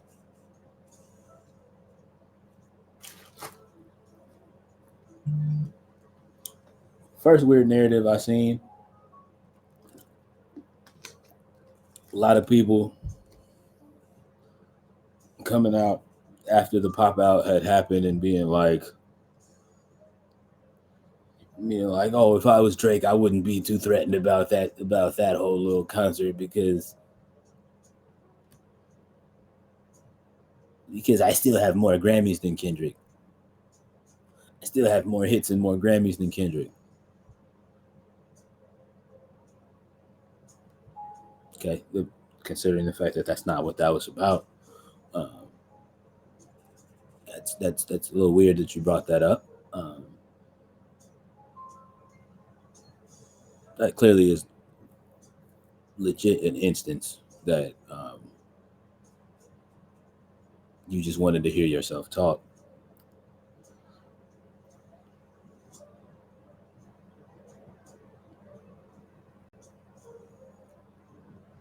Secondly, the biggest thing, the second narrative and the second take that I seen, and this is the biggest reason of why I was like, oh yeah, bet this gonna be one of them. This gonna be one of them ones where like this, like yeah, you just gave me a talking point. You just gave me a whole point of. You just gave me the name of my next podcast episode. I was I don't be on Facebook a lot for the very reason of the thing that I seen, because like I just like to be, but I will go on there and scroll occasionally. Um, and I made the very mistake of scrolling um, late that night after this very historical and momentous occasion that happened. And this is an individual. I grew up with this young lady too. You know what I mean? Like we went to the same church growing up. Um,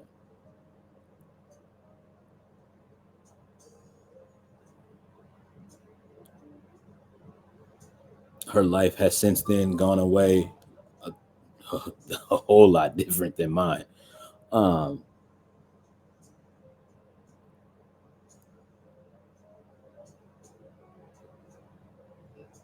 you know what I mean? Like that's just like no shade or no hatred. Like, but that's just like really like that's what's been like that's just the fact of it all. Um, her life went different than mine, and this young lady, I guess, because she thought she was on. I guess because she thought she was on Facebook, it was like safe for her to say what it is that she said. And she jumps out the window and she makes the statement of saying that uh, Kendrick Lamar played "Not Like Us" so many times because of the fact that he has no catalog.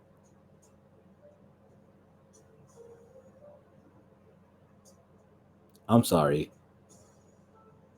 What?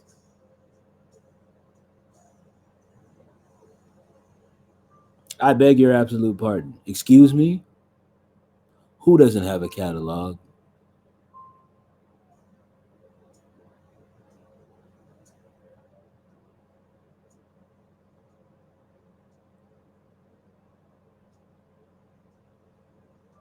And then I went to the comment section. Second mistake. I went to the comment section, and literally so many different people was like, you being from the West Coast and defending Drake has to be the craziest thing I've seen in 2024. Essentially was the general consensus of what a lot of people were saying. And this young lady was still like, I don't care. I'm standing on what I'm saying. Kendrick Lamar is great. He's dope. He's talented, but he don't really have the catalog like that.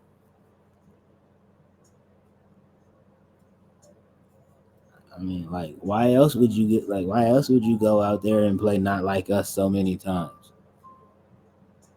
Probably for the same reason. Again, this lets me know that a lot of people don't really like do their musical history like that. But it's probably for the same reason that when Kanye and like when Ye and Jay Z were doing the Watch the Throne tour,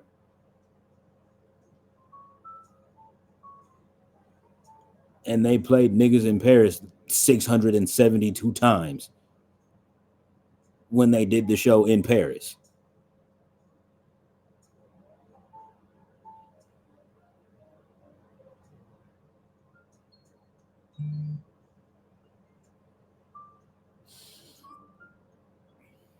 Only difference is social media isn't what it is now.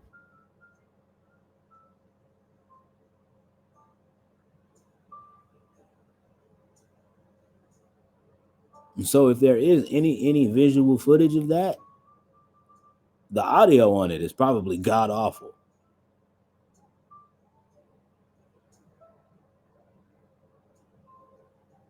or the video quality is not great, so it probably looks like a bunch of smudges on stage. No shade, that's just where we were at. that's just where we were at technology wise, as far as when Watch the Throne came out.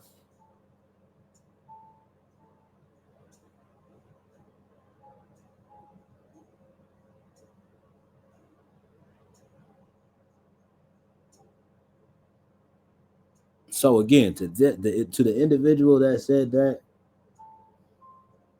and I know you're going to see this at some point. If not, you're going to see the clip that comes from this. To the individual that said that, tell me you don't know your musical history without telling me you don't know your musical history. That's fine by me. That's thing number one. Thing number two, don't ever in your don't ever in your African American life sit here and say that one of the greatest lyrical minds of a generation does not have a catalog. Are we joking?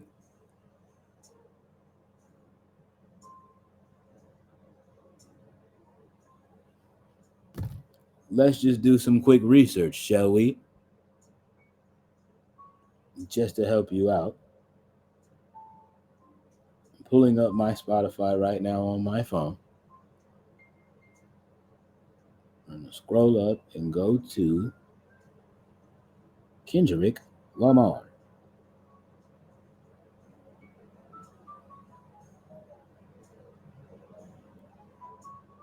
Showing all releases. Albums. He has one, two. Well, let's not count the Black Panther soundtrack. So he has 1, 2, 3, 4, 5, 6, and 7 projects.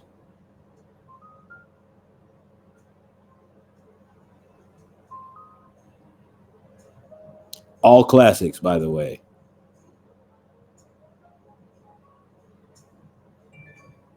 Shall I name the titles for you of all of the projects?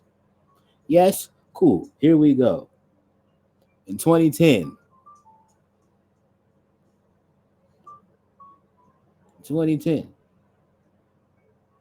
he introduces himself as Kendrick. He introduces himself to the scene as Kendrick Lamar with a project called Overly Dedicated.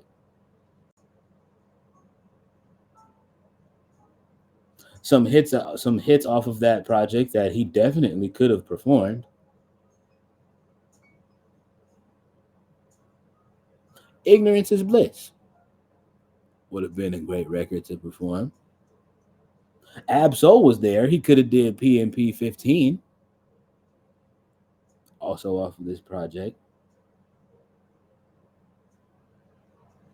Schoolboy Q also made an appearance at said show. They could have performed the Michael Jordan record.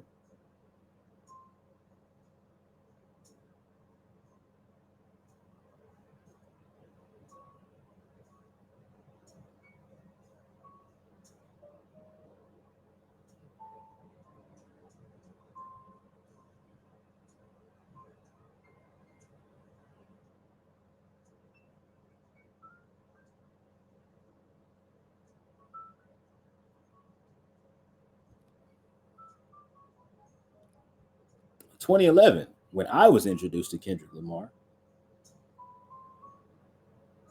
because I say this all the time. I was introduced to Kendrick Lamar a year late.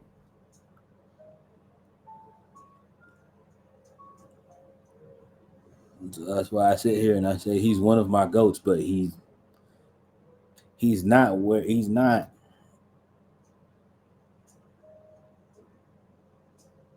higher on the list than most folks like think he probably should be for me. Um, but again, I was just introduced to him late, so I didn't get to have the same like experience with him that y'all had.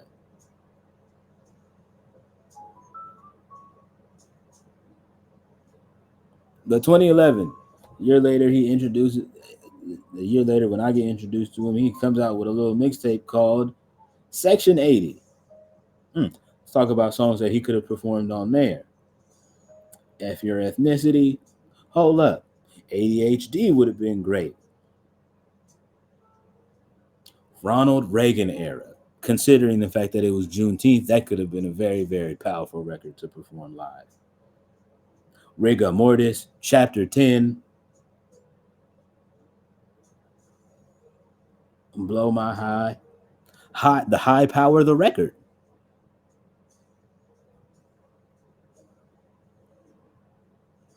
Still think he doesn't have a catalog? Bet.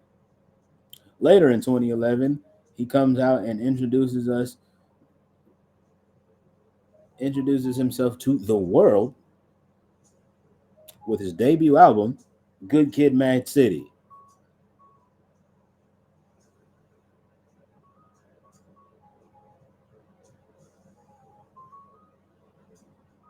But he doesn't have a catalog, right?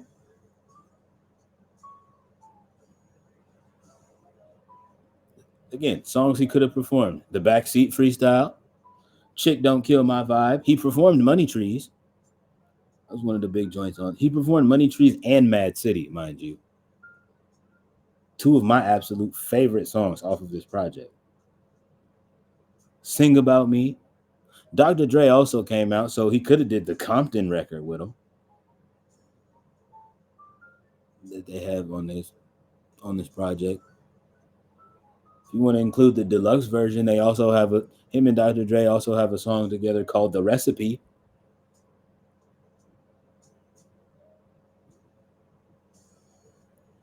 That's just a 5-piece off of that album alone, of songs that he didn't perform that he could have performed.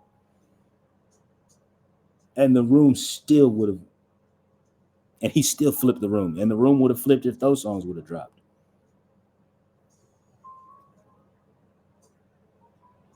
(2015).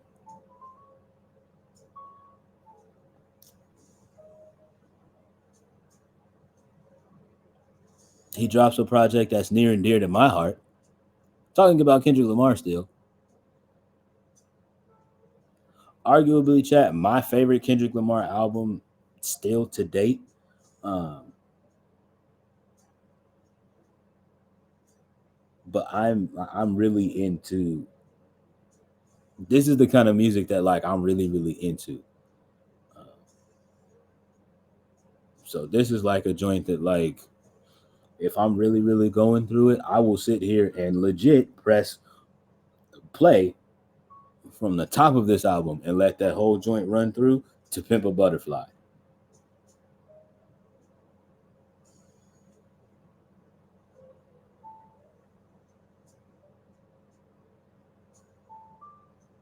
I mean, he performed King Kunta, so he performed King Kunta and All Right. But joints that he could have performed, These Walls, Hood Politics, How Much a Dollar Costs, Complexion, The Blacker the Berry, You Ain't Gotta Lie, Mortal Man also would have been really, really interesting to hear him perform.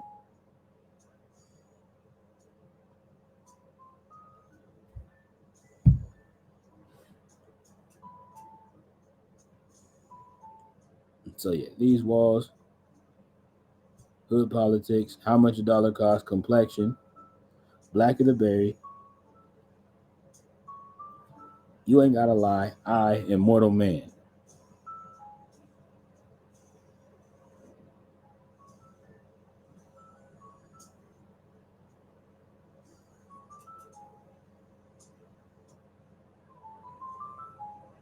That's 8 that he could have done off of this project. Mind you, To Pimp a Butterfly is the project that Kendrick Lamar won a Pulitzer Prize for. So we're clear, y'all.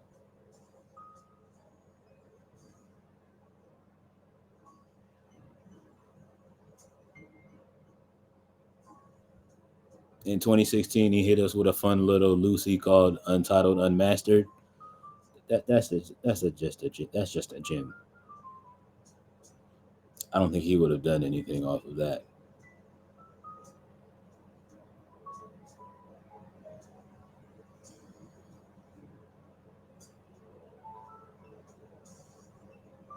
And it's funny because he did, 'cause, you know what I mean? But he doesn't have a catalog. But off of the Damn album, the songs that he gave us were DNA and Element. Now, let's talk about the records that he could have done.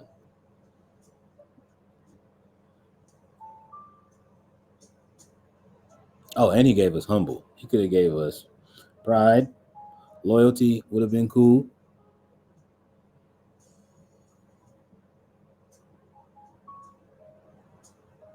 He could have did something really theatrical with that Feel record. Could have gave us Love with Zakari.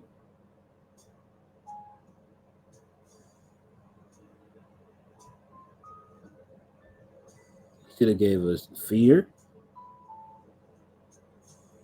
He could have gave us that God record. This what God feel like. Yay.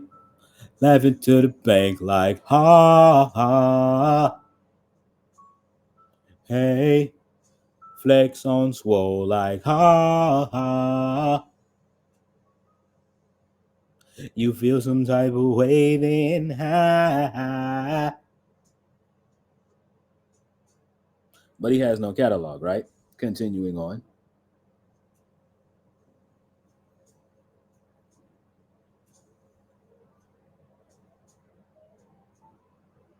Again, I don't count this as like his individual album because of the fact that like, he just curated this for the Black Panther movie, but you know what I mean?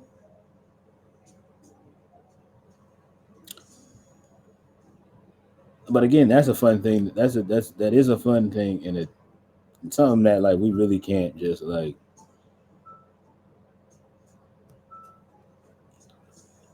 act like isn't dope.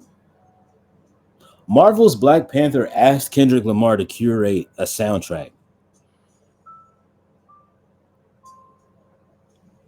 for that movie.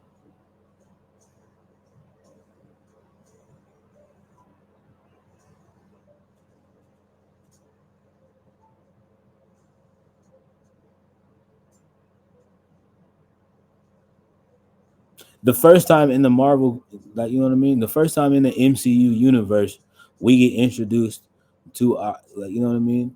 We introduce our first black superhero.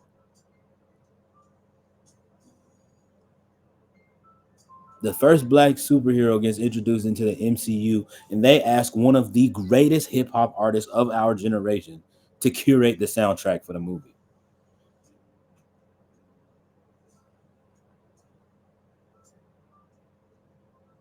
But again, Drake Defender's right. He doesn't have a catalog though, right? According to y'all, he has no catalog. Let's move on.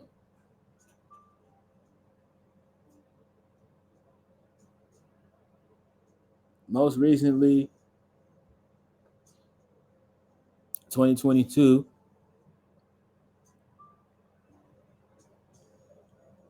he blessed us with Mr. Morale and the Big Steppers.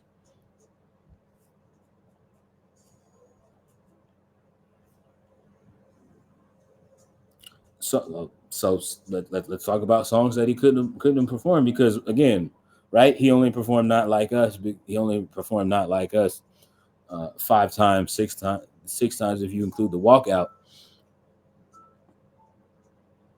because he has no catalog, right? Songs he could have done in place of that, in place of doing it 6 times. I don't think it would have had. I don't think it would have.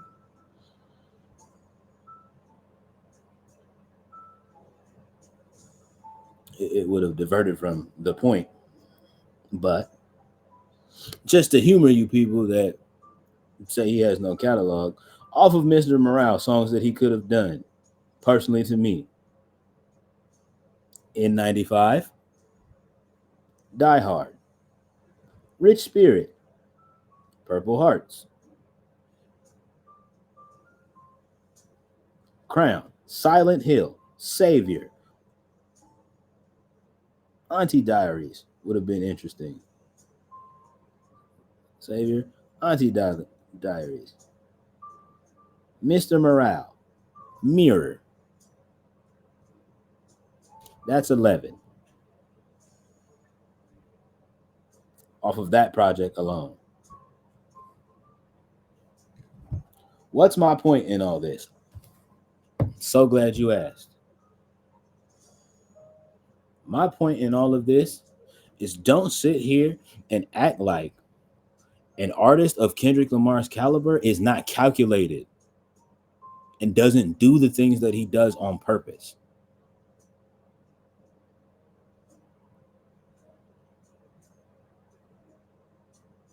It wasn't an accident that the people of who he invited to be on this show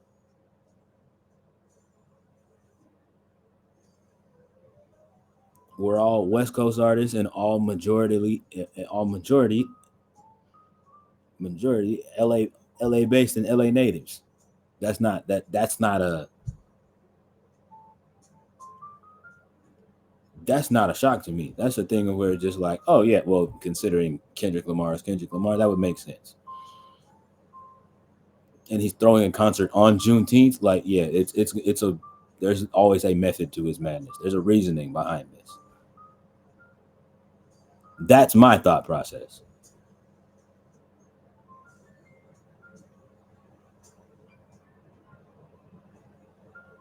Let's go back, like, you know what I mean. Let's walk this backwards. They're all West Coast art. It's a concert on Juneteenth. For those of you guys that don't know, Juneteenth is the celebration of the slave of our ancestors actually officially being freed. The Emancipation Proclamation was signed before that, but when the Southern slave owners actually decided to acknowledge it,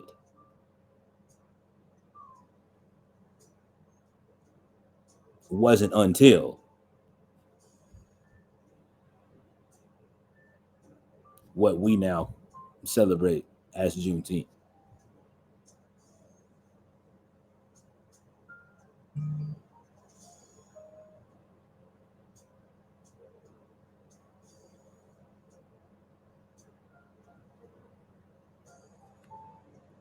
Very, very calculated in that sense.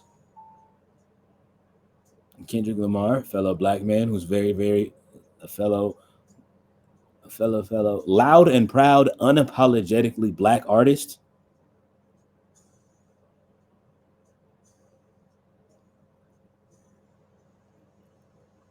who can not only give you the songs that you can get up, dance, and shake your ass to, but is also going to have those conversations that you, America, are never going to want to have. Except for when there's a beat behind it. Because now that I have a beat behind it and I'm saying what it is that I have to say, now you can't cut me off. And now you can't be like, well, let me stop you right there because blah, blah, blah, blah, blah, blah, blah. Or this subject is going in a direction that I don't really like and I'm getting uncomfortable. So let's talk about something else. No, we're going to talk about this. And you're not going to cut me off. And then once I'm done having this conversation with you, once we're done having this conversation vis-a-vis music, you're gonna sit in what I just spoke to you for the last 3 minutes about, and you're gonna have to deal with that.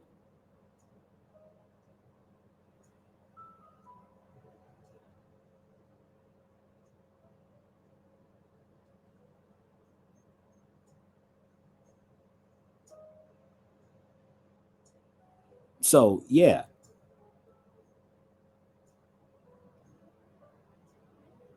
pause for the cause. Stoopy, thank you so much for the raid. I appreciate y'all for coming through. Maz, let me get a shout out for Stoop, please. Stoop, I hope you are doing well. Have not seen your face in a minute, but I know you're working hard doing the things.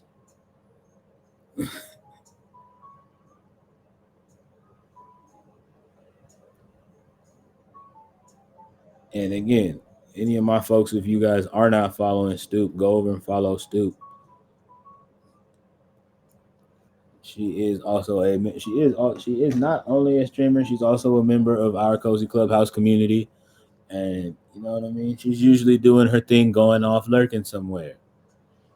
So I hope I'm doing well. I'm doing excellent. I'm doing excellent.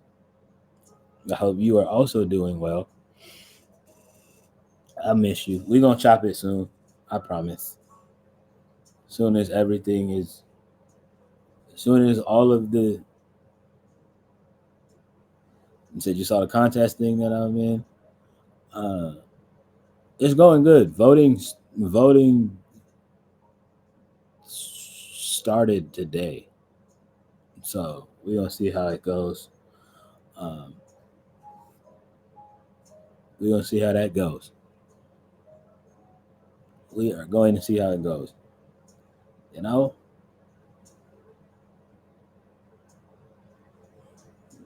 Yeah. Baby. Nah, but yeah. Stupid, if you do have to raid and run, I do overstand. I do all of the post stream things if you need to. Um, we're in the middle of just chopping it up. We are in the middle of just chopping it up, talking about the things. Um, where was I? Oh, yeah. So all of you Drake defenders, I'm talking about Kendrick Lamar doesn't have a catalog. Uh,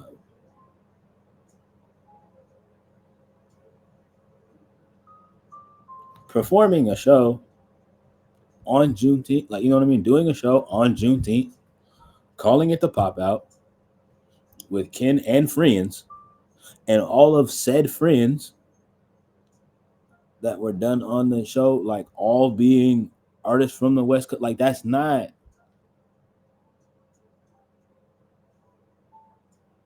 something that you just be like that you just wake up on a Tuesday and be like, oh, I'm gonna put this together. This was a well thought out thing. And I'm on the firm side of belief of that Kendrick Lamar would have done this regardless of the fact that whether he would have gotten into, like, you know what I mean, whether he would have gotten into this beef with Drake or not. I firmly do believe that, because that's just the kind of person that Kendrick Lamar is. Like, you know what I mean? Type stuff. You feel what I'm saying? So, uh,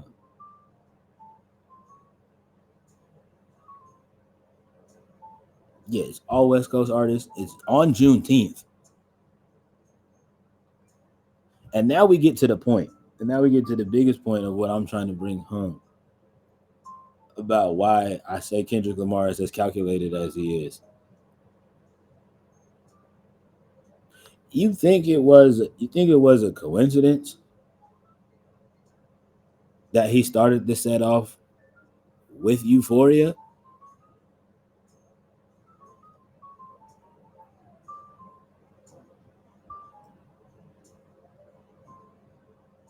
Like, yeah, I'm gonna just do this for funsies. No, that was on purpose.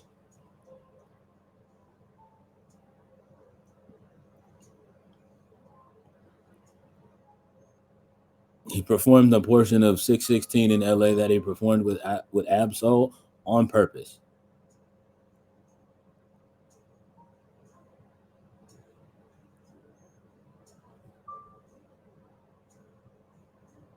Like I said, Schoolboy Q was there. He could have, you know what I mean? They could have did Michael Jordan from the Overly Dedicated project, but they did the Black Hippie remix of that part, and him and Q did collard greens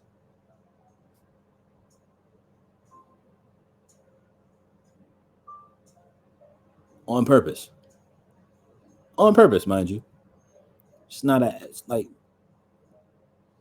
y'all gotta understand. This isn't a dude. This isn't a dude that like just makes a bunch of songs for the sake of just making a bunch of songs. That is no shot to Drake at all. But like the fact of the matter is like now we got to get to the point of where we just got to call a spade a spade. Yes, Drake is also like Drake is super duper, like uber talented. He's an amazing singer songwriter. Um, he's an amazing singer songwriter. He has accolades that like are gonna go down in musical history, and like people are gonna like you know what I mean. And people are going to look at him and revere him as one of the most like talented musical individuals of this generation. The fact of the matter is, and what we really got to talk about and what we really got to get to, the fact of the matter is that this man, Wheelchair Jimmy, is is just like culturally unaware at times. As talented as he is, he's not culturally tapped in.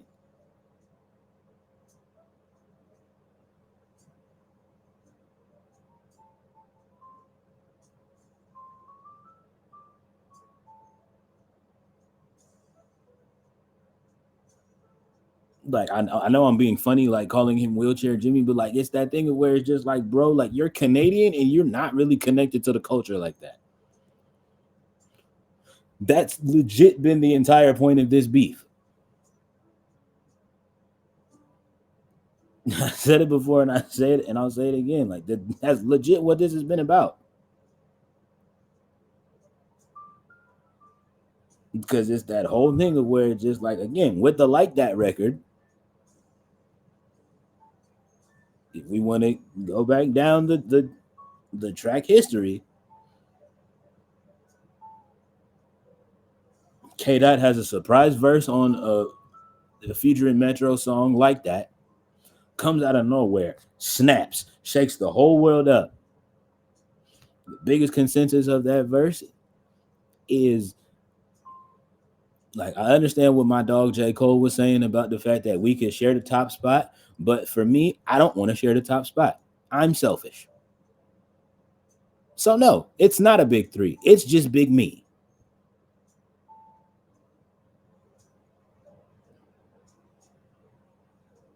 And ironically, I'm on a song called Like That. So tell that little Canadian pop star nigga that he really not like that for real. And if you really want to have some pin versus pin warfare, I will bury you and all your dogs. It's up for you.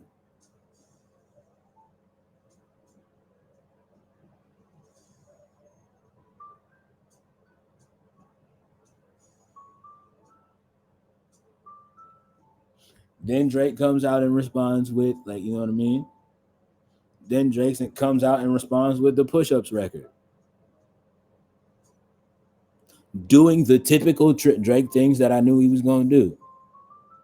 I'm richer than you. I'm taller than you. I get more hoes than you, and I feel like I'm being attacked. The general consensus of what that push-ups record was and is.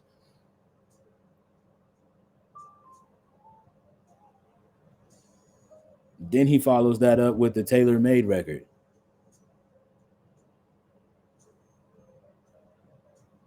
Now it becomes a cult. Now this is where it becomes a cultural thing because now you use AI verse. Like now you use AI on two of your verses, and you're not only trolling Kendrick Lamar at this point. You are now trolling. You are now trolling an entire region, which is very very dangerous for you, buddy. Because now you're sitting here playing on like playing on a different level of grounds that you shouldn't really be playing on.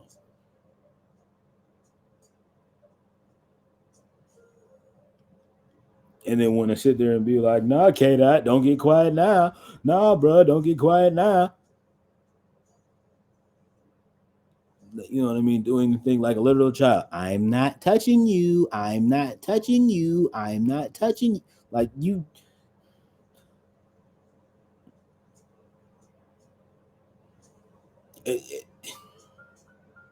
Essentially, that's what he did lyrically.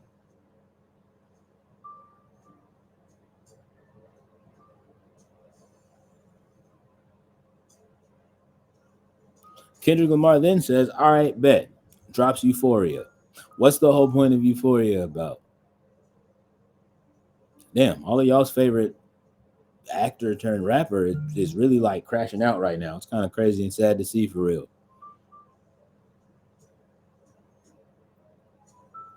But real talk, I really just want to go bar for bar with you. But I am gonna let you know that you are a grown ass man calling yourself the boy. I'm gonna need you to grow up a little bit, a lot of it actually.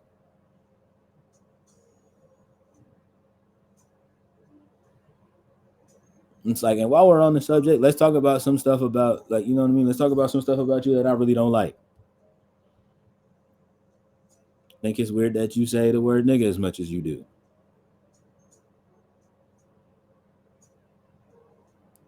Just you know,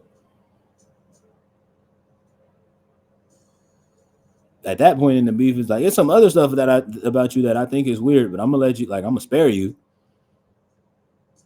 unless you decide you want to take it there.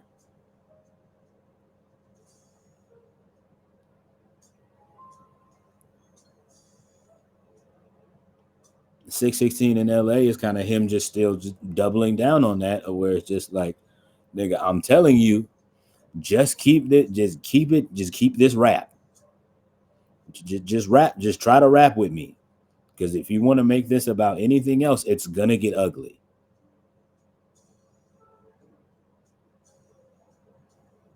What does Drake do? Turns around, drops Family Matters. The whole time in between time, he's still trolling, still acting like a 16-year-old girl on the internet. And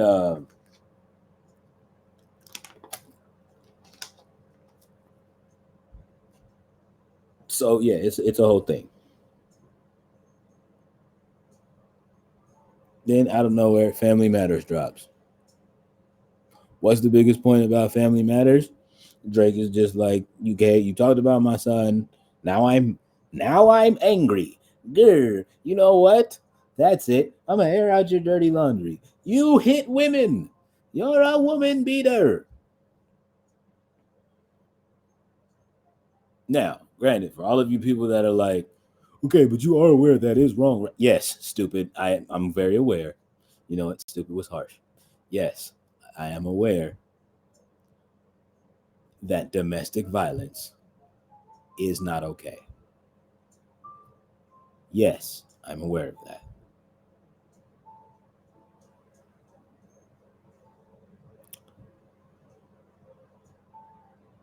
All that being said, what does that have to do with a rap battle?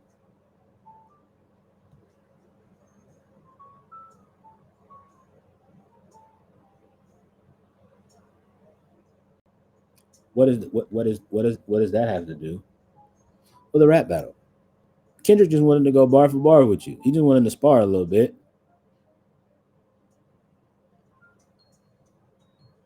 He said this was both. He said it in Euphoria. This is supposed to be a friendly fade,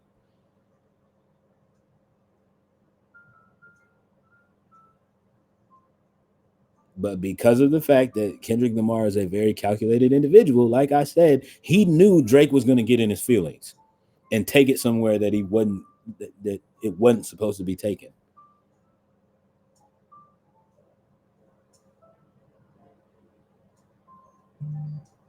He knew this, chat. He knew.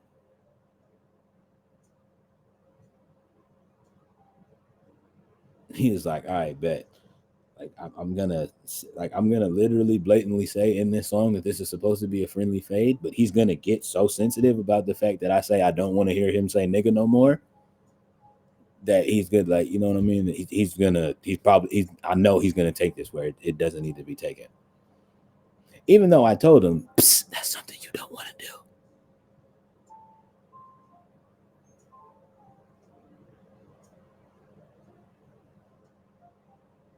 And so now it's that thing of where not only on Drake's end, not only on Drake to Kendrick, now not only have you now called me short, you're now calling me a woman beater.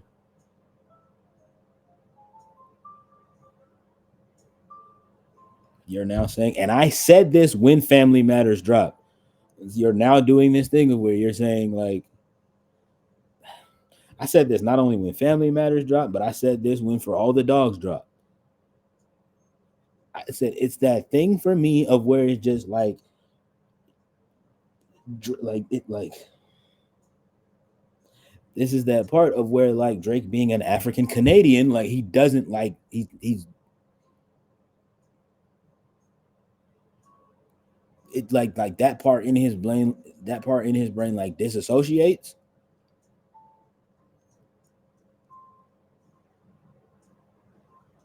Because on For All the Dogs he has a song, I believe it's called Slime You Out with SZA, where he says something about I'm gonna whip and chain you like American slaves.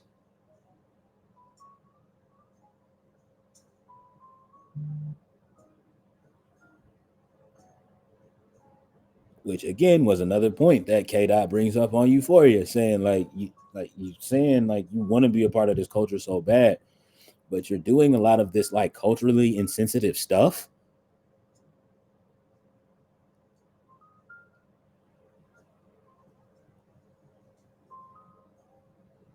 Like referencing whips and chains, which case in point, fun fact and fun like not fun fact, but random sidebar. That's the whole reason for me, chat. I have no beef with Jack Harlow. But the fact that he has that song Tie Me Down,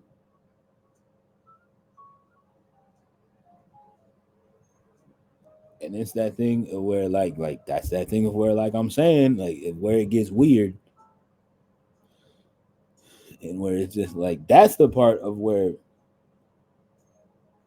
having these Caucasian kids in the culture, like they don't like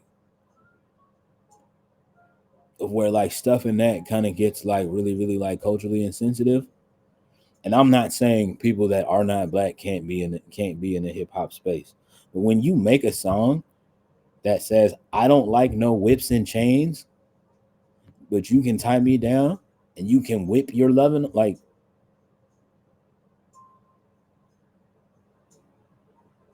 hey bro,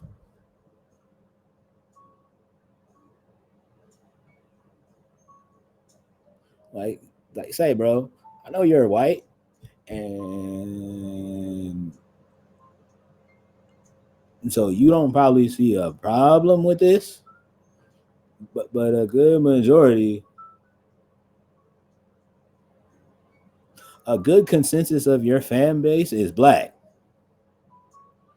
So you think that's a wise decision for you to?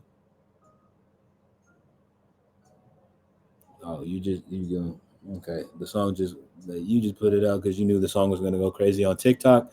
Okay, bet heard you. Um, I know how to treat you from here on out. That's all I'm saying.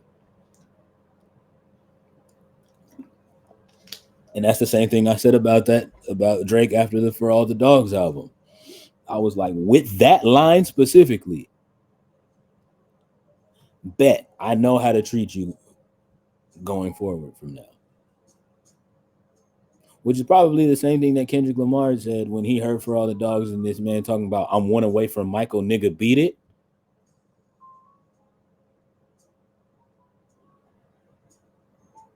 And K Dot is looking at that and listening to that and hearing that, and he's like, "Oh, okay, this nigga thinks shit sweet. Bet,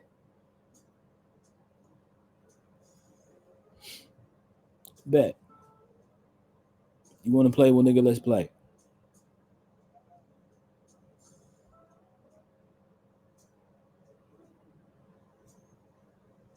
Getting back to the point, Family Matters comes out. He doubles down and then says, "You trying to act like the black messiah? Like you know what I mean? You're really into white girls, and you trying to act like this black messiah, and every time you rap, it's like you rapping like you trying to get the slaves free.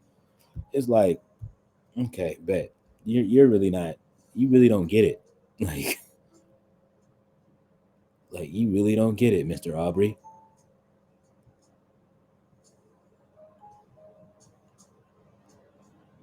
Like you really don't get it. That like We, and when I say we, I'm talking about the culture as a whole. We as a culture have already told you about mentioning slavery in your music, and that you should probably stop. But you're such a cornball, you don't care. So you're gonna do what you want to do, and that's fine, I guess. Uh, so that's fine or whatever.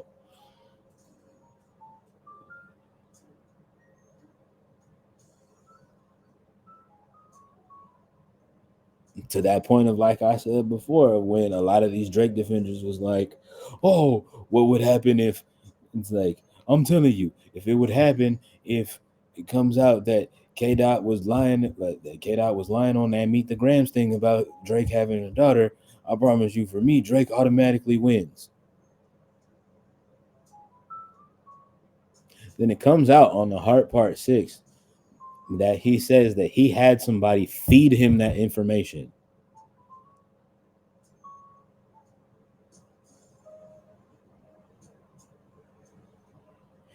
He had somebody float a lie to either Kendrick or somebody around Kendrick, and then comes out on the Heart Part 6 and want to be like, "Ha! Told you it was a lie. I knew it. Like, told you would take the lie. I knew it. I got you." It's like, "I knew it. I got you. Told you. This is chess, not checkers. I'm making moves like a master manipulator."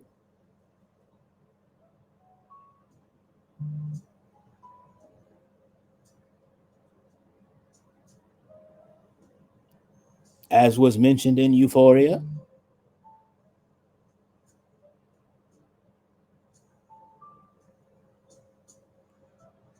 you're moving like a master manipulator and a habitual liar too. So don't tell no lies about me, and I won't tell truths about you.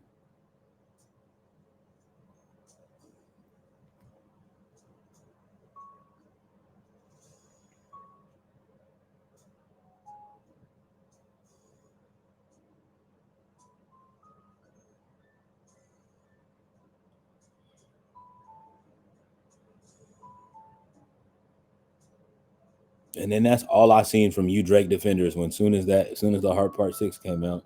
I told you, I knew, I knew that was lying. I knew that was lying. Yeah, he was lying because your glorious king fed him a lie.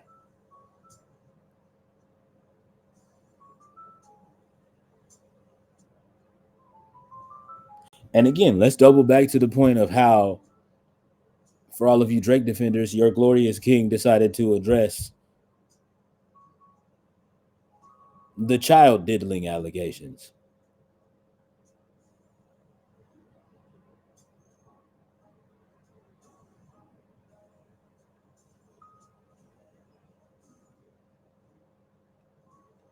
K-Dot says, "Hey, yo, like I heard word around the way that you like diddling children.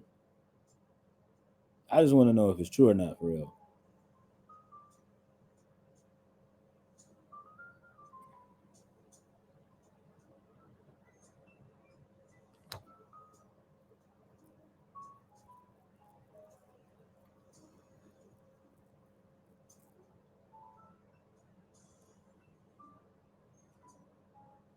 To in which Drake turns around and says, "What? I would never do that. I'm too famous for that." Like, don't you think if I was diddling children, like somebody would know that? I'm like far too famous for that. Like one of the biggest artists in the world. Like, you don't think somebody would know?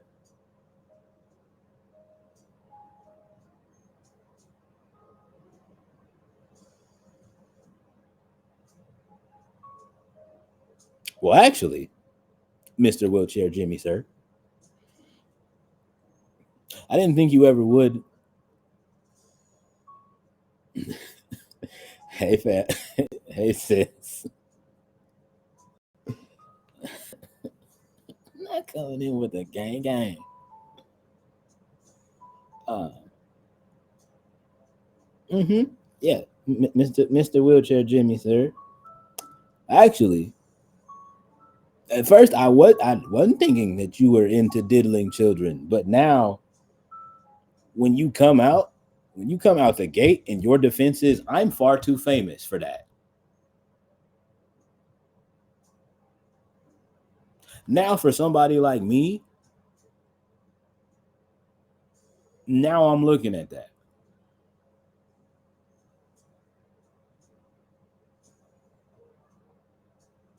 Now I'm looking at that. Now I'm looking very close at that because why is that your instant response? I'm far too rich and famous for that. Don't you know? You dummy, don't you know? As rich and famous as I am, don't you know that that would be a headline on all of the news? I mean,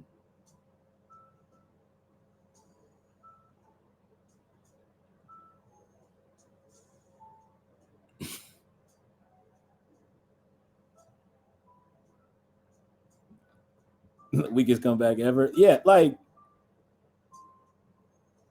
it's like okay, I wasn't like the first time it was brought up, I was like, okay, I don't know. And I said that on stream chat when we reacted to Meet the Grams. I was like, all right, listen, K Dot just said a lot. But as far as this child diddling thing, I'm gonna let Drake say his piece first before I start to this, that, and the other. Not Like Us drops. K Dot kind of doubles down on those allegations. Not even on the allegation. He's like, hey yo, bro, like aside from it being like a super duper fun, like West Coast California like party song, it still is that thing when you listen to the lyrics, it's like, hey bro, like I don't know if this is true or not, but like I heard like you like touching on kids. So with that, like what's up with that? And even if you don't like touching on, like why are you hanging around niggas that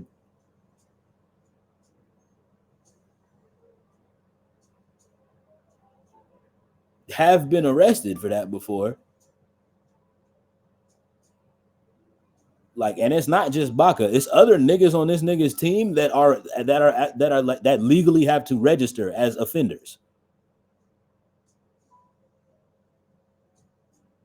There are niggas that actively, like, still to this day, chat, that work on this nigga's staff that legally have to register as offenders.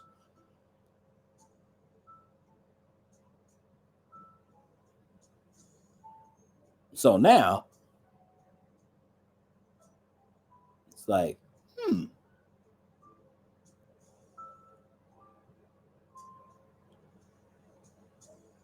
So now I'm going into this and looking at this like,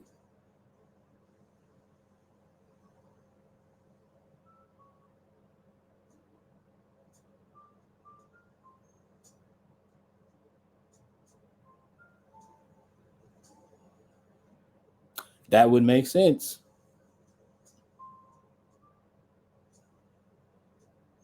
That would make sense considering the fact that not only like half the people around her are offenders as well, but a lot of them have a lot of them like share staff members. So that's actually a good point.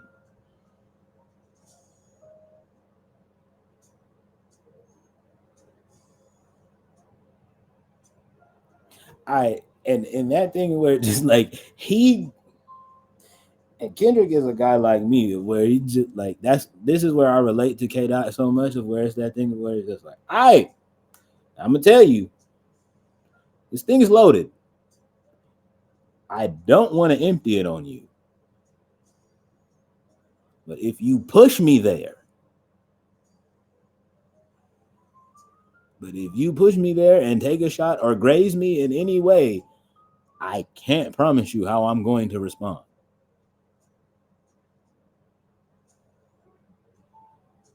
Drake didn't believe him. Drake was like, nah, yeah, right, nigga. I'm Aubrey Graham. I do what I want. Ha ha!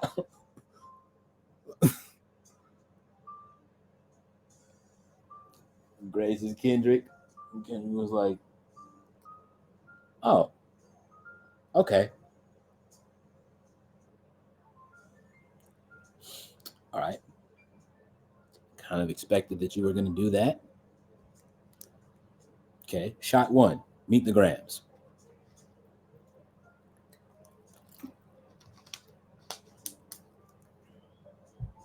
Hey, man, we got some activity in your camp that needs to be investigated because it's suspicious. Shot two. Not like us. Remember how when I said you're not really of that culture for real? Bet. I have a West Coast beat with a West Coast producer. I'm a West Coast artist. I'm a West Coast artist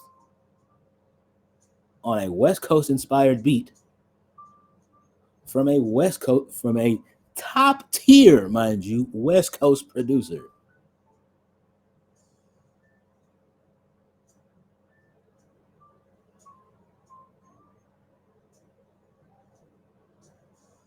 For all intensive purposes, chat, Not Like Us is Kendrick Lamar's rendition of Tupac's Hit 'Em Up.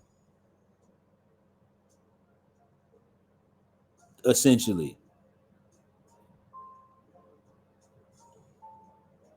Because for all of those that remember, you know what I mean? That remember at that point in time when Pac thought folks from Bad Boy was dissing him, and Tupac was like, okay, all right, bet. This how we want to play it? All right, sure, bet. First of all,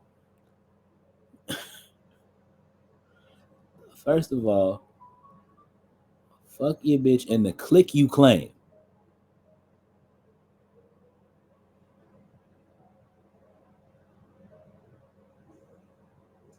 Like at that point, at that point it was all like, it's like, all right, I did like I didn't want to do this, but now I got to take these gloves off, and I'm gonna hit you bare. Like, now I'm gonna hit you in your face, bare knuckles, because like now you want to sit here and because now you want to sit here and play, and you think shit's sweet, and now I got to knock you out. Like now I got to duff you, straight up and down. Now I got to duff you. Like I'm like,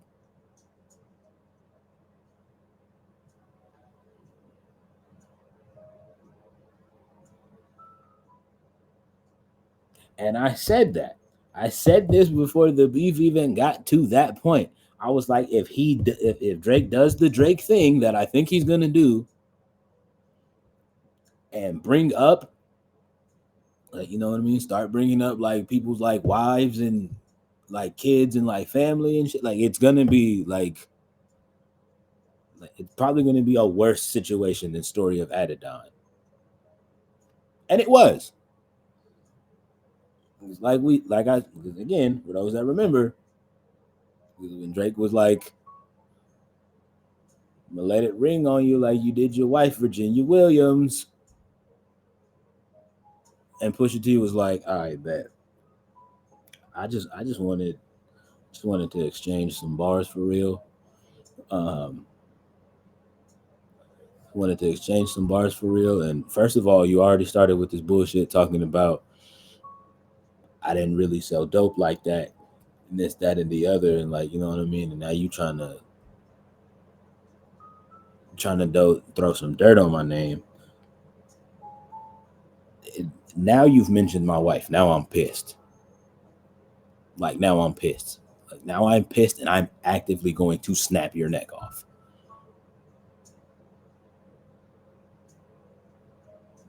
And boy, did Pusha T ever snap his neck off. You are hiding a child, nigga.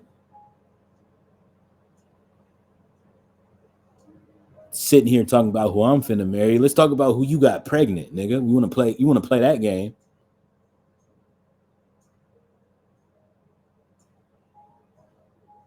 Like, nah, it was all cute while you was kikiing and laughing and giggling. You want to play? Let's play, bucko.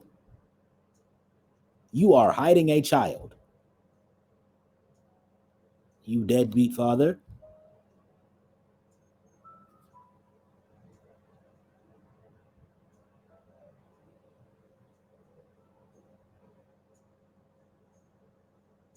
And now it's this whole thing. Like, you know what I mean? And now it's that whole thing. Getting back to the Drake and Kendrick thing, like, it's just like, all right, bet. I told you to just keep it at a friendly fade. I just wanted to spar a little bit. You want to hit below the belt. Now I have to put you in the ground.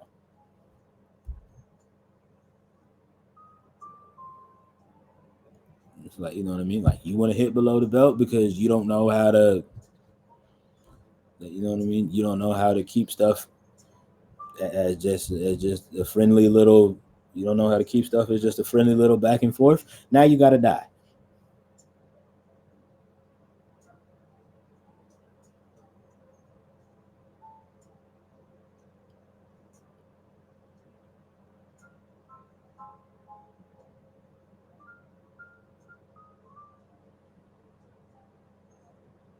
You know what I mean? Like, now you got to die. Which again is the whole point that, like, again, with even with Not Like Us, chat, the whole point of that, like, the whole point of that record is just to remind, like, first of all, to educate those of us, the listeners, and remind some of us, the listeners, about, like, let me just give you the history of, like, what this man Drake has been doing. He's not really part of us for real.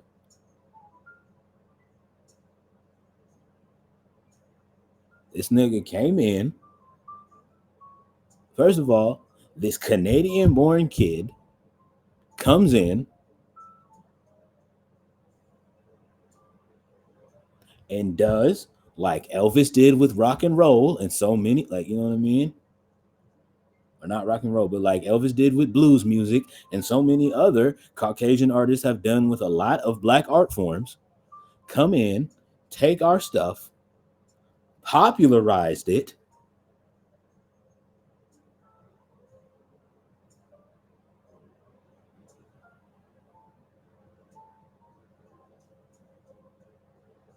and then in Drake's case, he just continues to come back and be like, oh yeah, who's popular over here? They go down to Atlanta. Who's popular down there in Atlanta? Future, yeah. Come hang out with me, Pluto. Like, let's make an album together called "What a Time to Be Alive."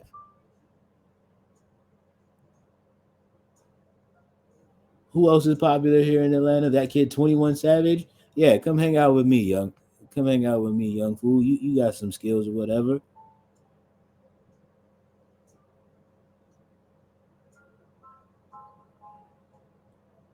2 Chainz, you're cool. You're cool. Make me cool.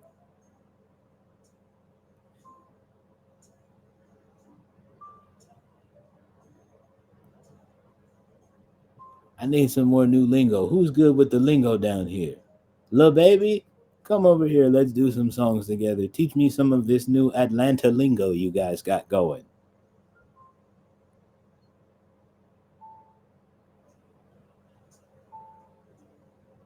What I'm saying, calculate a very, very calculated individual.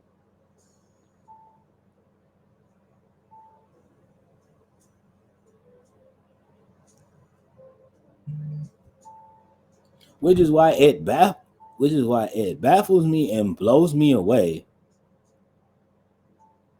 that, given the fact that how the tail end of that battle played out, it just being like,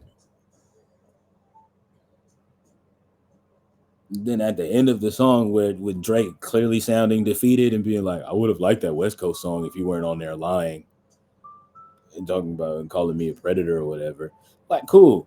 Bet even if you yourself are not one, you're hanging around them and you have a child. Read the room, nigga. Read the room.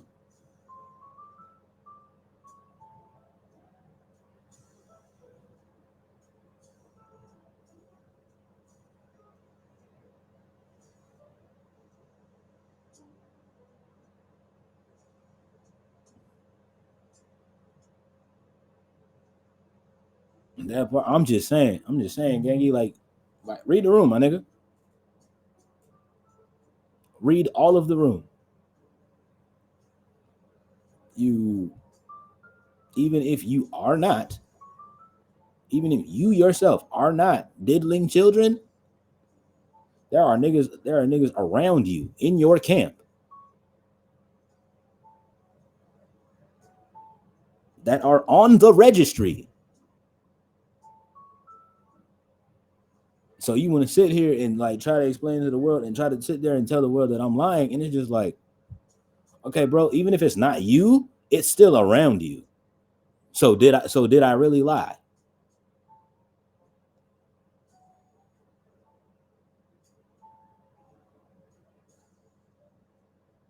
Same thing with Miss Nicki Minaj when she tried to get upset at Meg. I'm talking about don't be talking about my family like that. You don't even know what's going on, blah blah blah blah. And I heard you tried to hump on a minor yourself. First of all, man, you that's a subject you can't talk about.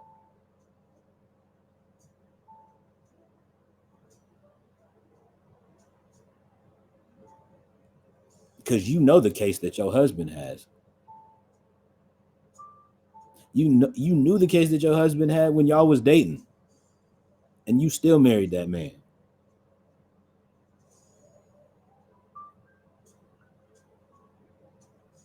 So let's just, for the sake of things, not have you. Uh, let's not go there with that. Considering your situation, respectfully, I would never tell nobody what to talk about, but I would strongly suggest and behoove certain individuals, just like, especially like that in that situation. If I would have been around at that point, I would never. First of all, chat. Let's just be painfully and abundantly clear. I would never hang around with an individual like Nicki Minaj. She's just she just embodies everything about the music industry. Her and Drake just embody everything about the music industry that I do not like. You get in there, you get to see all of this success, the money, the power, the money, the power, the money, the power, the fame, the respect. Everybody knows you. Everybody loves you. You're at the highest of heights. It feels like you cannot be stopped. But you know what I mean? For the people outside of, like, you know what I mean? Like, and there's a bunch of people that love you and think that you're so great and you can never do nothing wrong. But for those of us that have eyes that work and just can objectively see, you are actively losing yourself on a day to day to day to day to day basis.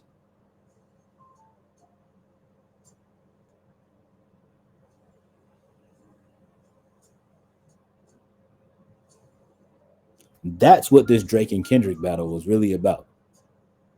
At the end of the day,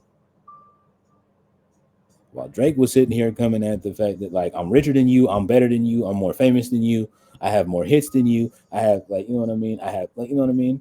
I have more everything than you. Literally, Kendrick is just like, yeah, cool. Yeah, you got all of that, and you're a terrible person. You're a terrible person surrounded by equally terrible people.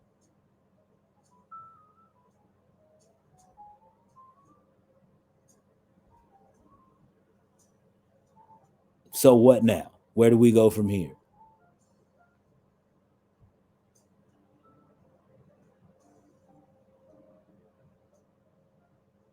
You hit your wife, allegedly. It's like, you hit your wife. You want to talk about terrible people? Okay, bet. You want to go there? I allegedly hit my wife. I allegedly beat on my wife. Hey, yo, what's up with all of them child diddlers that you got working for you? They're working around you.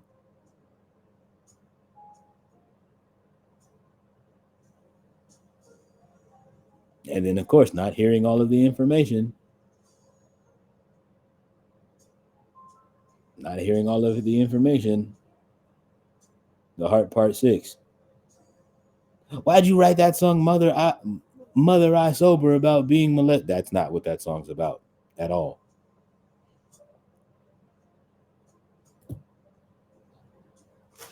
Which lets me know the kind of musical listener that Drake is. That kind of nigga that, like a lot of people in the world, not y'all in chat, but how a lot of y'all on the internet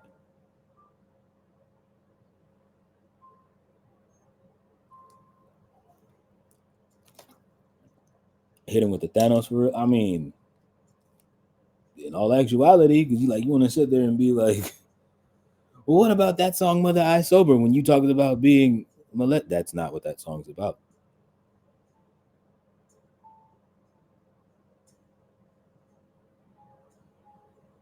And then want to sit there and be like, Mother I, Mother I, Mother I. Now I get. No, you don't, nigga. You don't. Because if you really sat there and listened to Mother I Sober off of Mr. Morale and the Big Steppers, you would know that that's not what that song is about.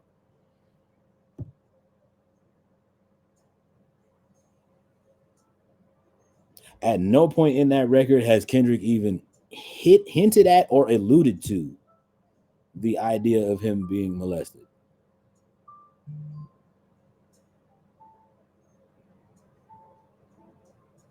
That is a song about a super sobering conversation. That is a song about a super sobering conversation that he learned about his mother.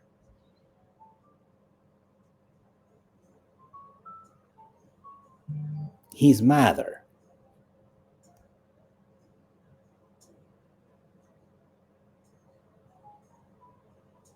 So yeah, Drake did like a lot of you Gen Z music listeners do.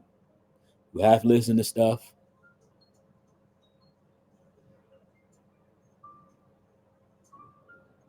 You have to listen to stuff. You see half truths on the internet. You get up and you run with those half truths.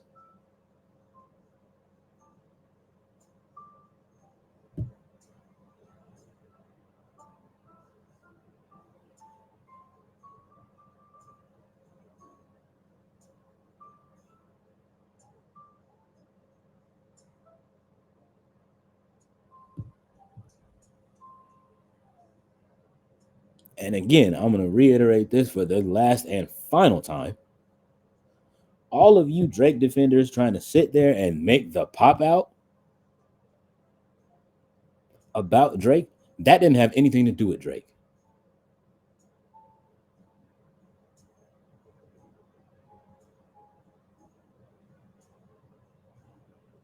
That was a cultural thing to celebrate the black musical history of the West Coast.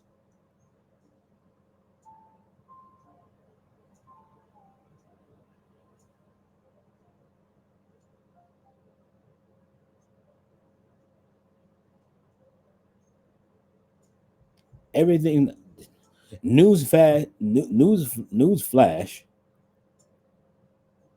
to Drake fans and Mr. Aubrey Graham yourself. Everything's not about you, Bucko.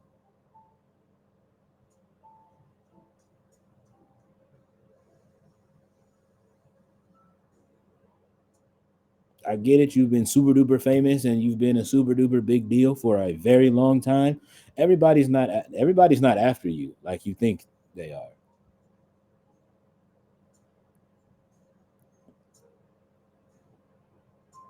And the people that are after you have clearly drawn the line in the sand of where they stand with you now, especially after this beef, which you lost, by the way, regardless of what even a lot of people in my circle who I consider friends may say. You lost, by the way. big time.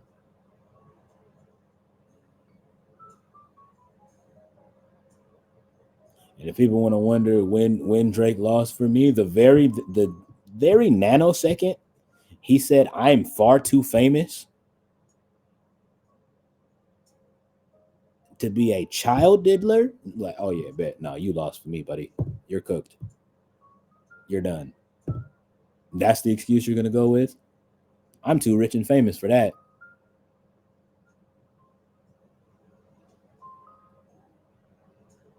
If you're too rich and famous for that, why was Epstein Island such a big deal?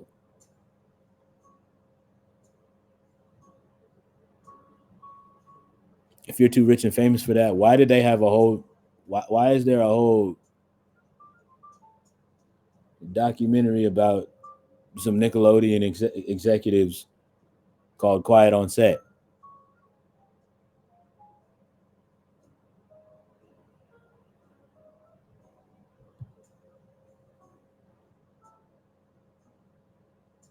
Those people were also super successful and famous,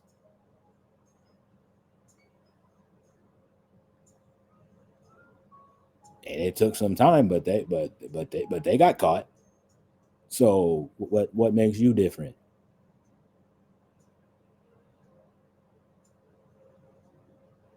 No, because you're Drake. Oh,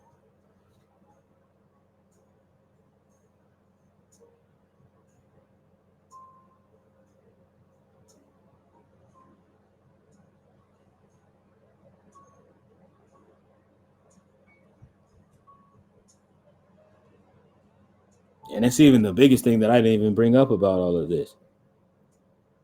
This man Drake is a pop star collecting all of this hip hop memorabilia because of the fact of the matter is, at the end of the day,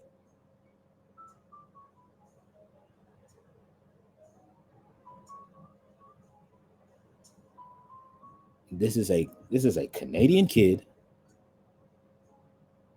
who had a pretty somewhat decent life, relatively decent life,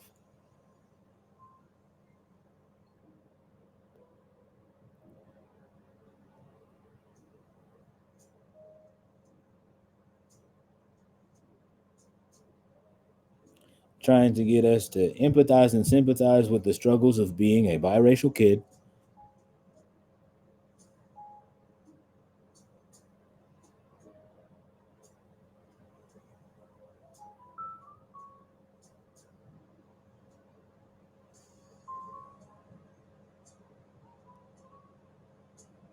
And just trying to connect to an American culture that he doesn't know how to connect to.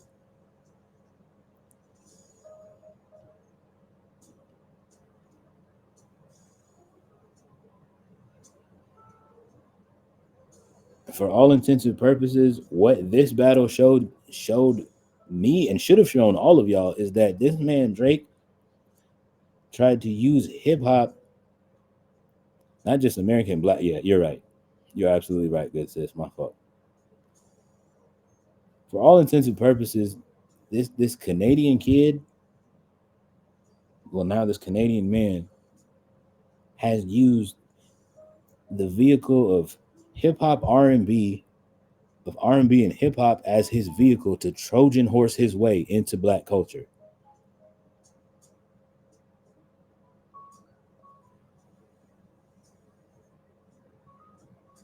And what's super funny about a lot of us in the culture, I gotta call some of us out. Not none of us in chat, because we pretty much keep it pretty much real with each other. But the rest of y'all,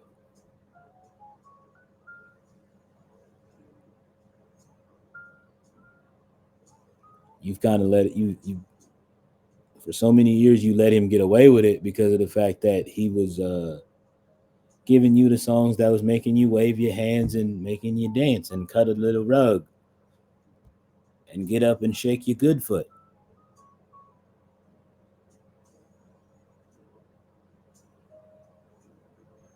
Myself included, he had me fooled for a little bit.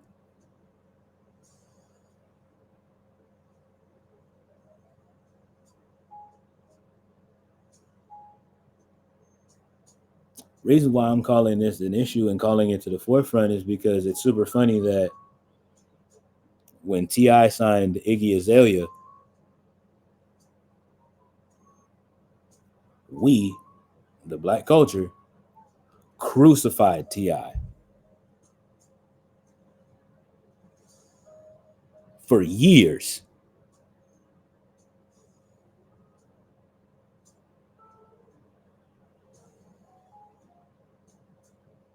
For years. For being like, yo, bro, like, you really gonna just let this, like, bro, you really gonna just, like, let this Australian chick just come in and just, like, and really just, like, appropriate us like that? You cool with that. You rock with that.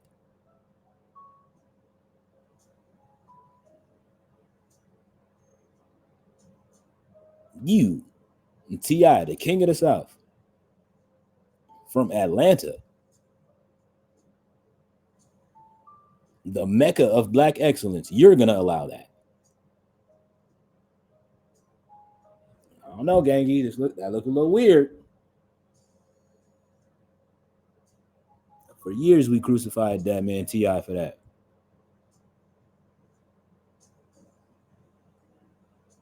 But this man Drake has been doing it since day one. Day one, basically.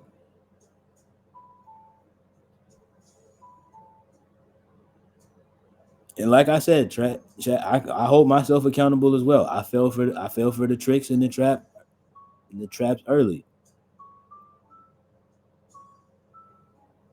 Difference, difference between Iggy and Drake. Iggy Azalea made it blatantly obvious.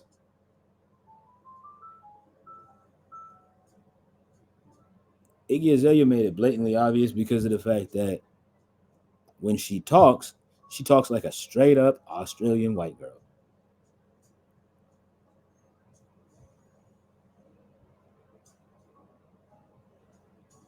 But then when she raps, then she pulls this black girl voice out of nowhere. Like,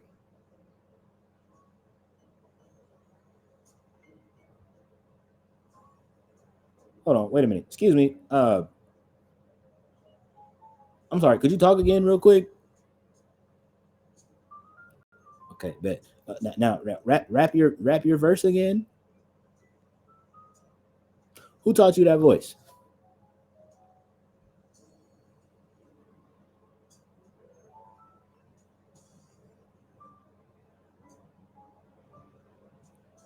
Drake, it's a little bit different though.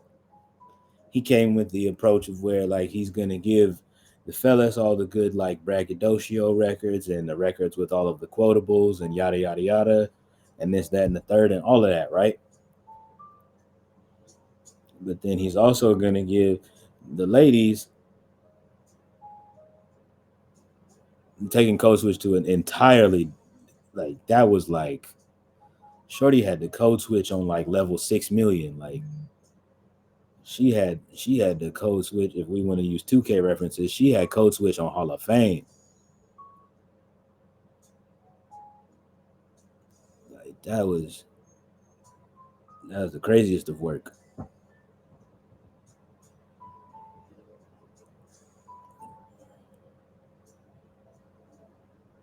I'm just saying it was up there. It was up there.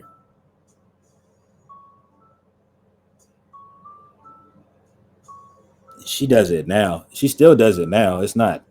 Let me not say it's not as bad. It's probably worse now. But again, as far as Drake is concerned, it's that thing of where like we gotta understand, like my fellow folks in the culture. Please hear me and hear me well. Just because, ladies, because of the fact that he gave you those suave little like soft, uh, I'm really like I'm flexing, I'm fly, I'm fancy, but I'm really sensitive on the low ass records. does not make it okay for the simple fact that he still himself was also appropriating black culture.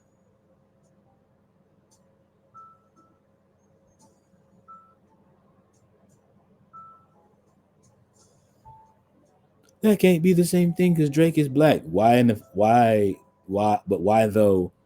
When he says things like you rapping like you trying to get the slaves free, I'm gonna whip and chain you like American slaves.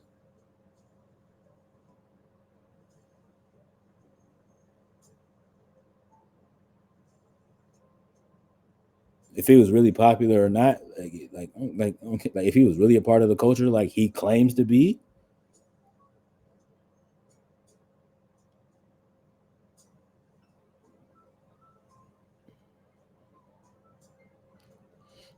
you don't necessarily gotta throw the catalog away. You just gotta, and it may take you some time, sis. Like to be honest, uh, but it's that thing of where like I tell people that all the time. You gotta learn how to separate the art from the artist.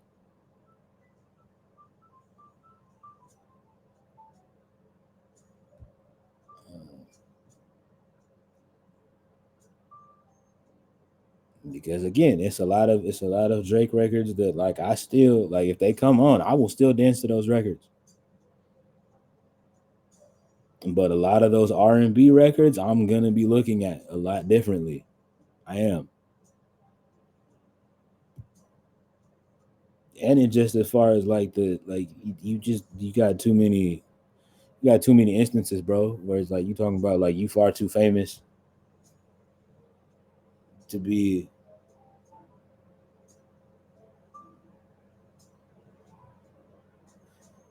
It's ingrained in their music 9 times out of 10. Yeah, I get that. Cause I was just getting ready to say it's that. Yeah, perfect example. Robert, love Robert to death. Um, think he is. Still firmly do believe he is one of the most dynamic and prolific voices of R&B. But chat. I would be lying to you if I said anytime age ain't nothing but a number came on like that didn't sit in my spirit a little bit differently. I'd be lying to you if I told you every time I heard my mind's telling me no, but my body's telling me yeah, that I don't feel kind of icky inside. Uh, I'd be lying to you. Same thing with Mr. Wheelchair Jimmy. Think he's a super talented artist.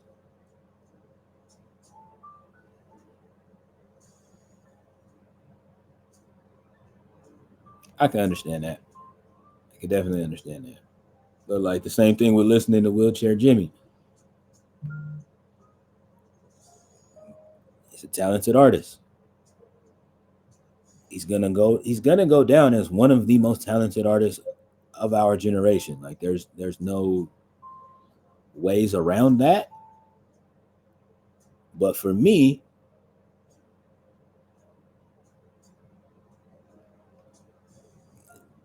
but for me, yet and still, I just gotta be completely honest with y'all, chat. I again would be lying to you if when a song like Teenage Fever come on, I don't a first of all read the title of that song and be like, oh yuck, like teenage. Oh,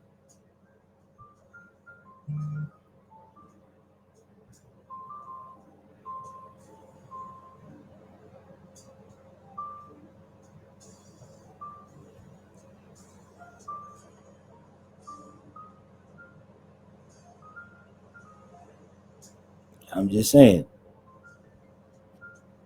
like regardless of what that young lady from that video, like regardless of what that lady who came out, that young lady who's now a grown woman, but that young lady from that video at that concert when he was like, "How old are you?" And she was like, "I'm 17." or 16, whatever she said. And he was like, "Oh no, I don't want to go to jail." But it did feel good hugging you, though.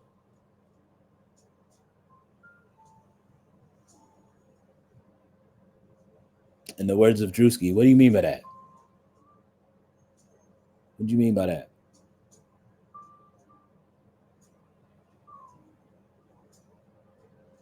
In another instance, I would be lying to you if I didn't think at his grown age of 36, like of 37, damn near about to be 38, he's texting Millie Bobby, texting Millie Bobby Brown, "I miss you." Like,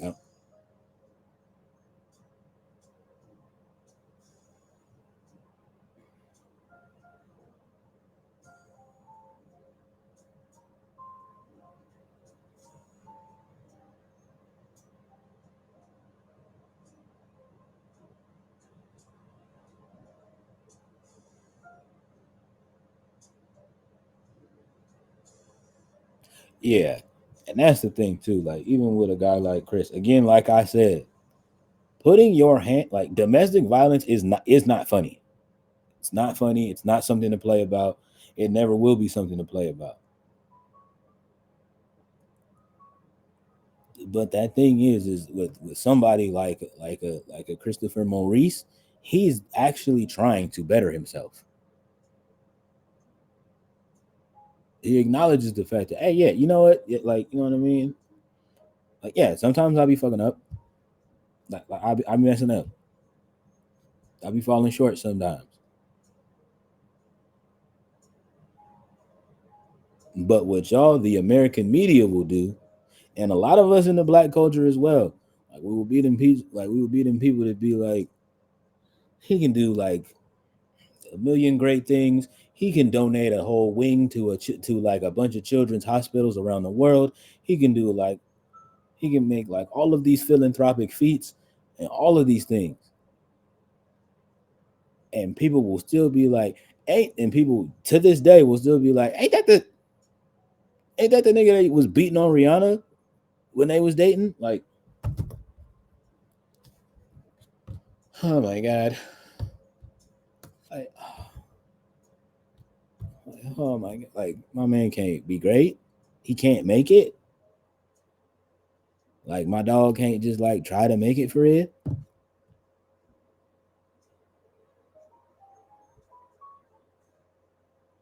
I'm not making excuses for him, chat. I'm just saying, like people can't grow.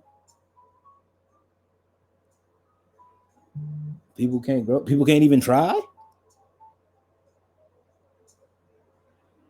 It just, no matter what, like, no matter how many great things in life he does, he just gonna always gonna be the nigga that beat Rihanna, huh?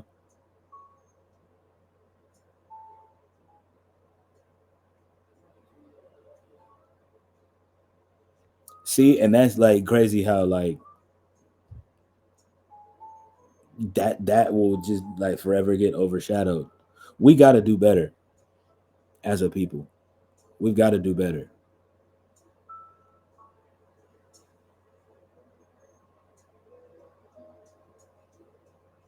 We got to do better as a people. Fun fact: there's things in my life that I've done that I'm not proud of. I'm not gonna get into detail on it today.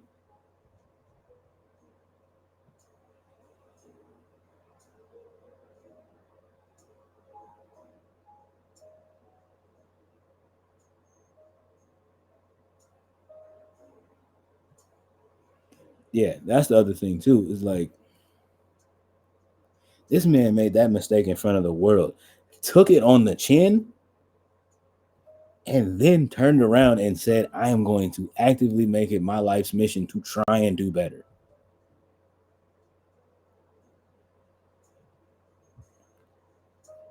But then at every circle and at every turn, like, niggas want to be like, anytime he says anything about anybody else, then it's like, "Shut up, nigga, you beat women." Like,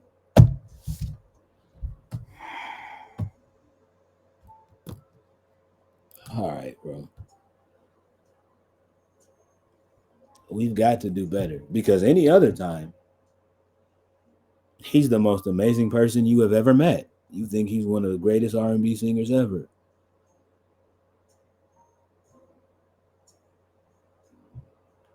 But soon as he does something that makes you mad, that's the first thing you pull out your back pocket.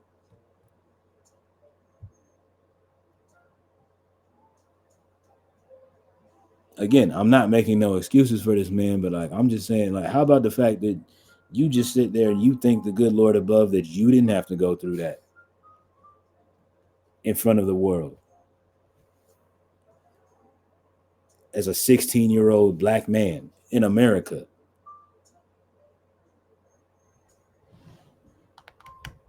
Thank the good Lord that you didn't have to go through nothing like that. Because it's some of the stuff that some of these celebrities be going through publicly that I know a lot of like regular people who are the same regular people that be having a whole lot to say on the internet would fold like a lawn chair if that same stuff happened to them.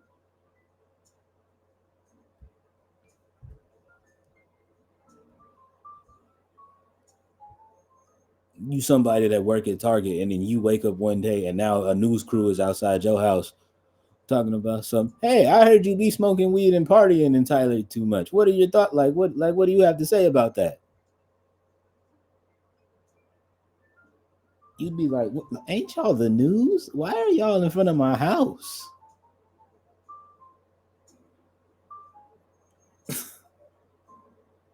Y'all would be crying.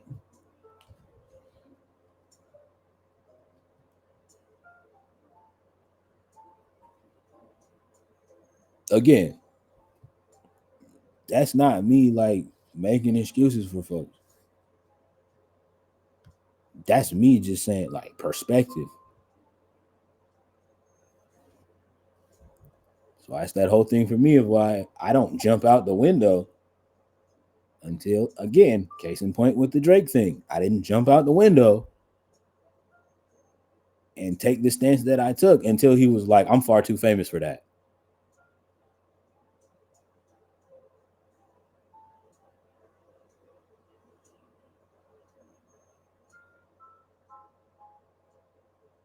It's like, I'm far too famous. Don't you know that would be national news if I made somebody's offender list? All right, buddy. Now I'm looking at you. Now I'm looking at you kind of weird because that's the excuse you went with.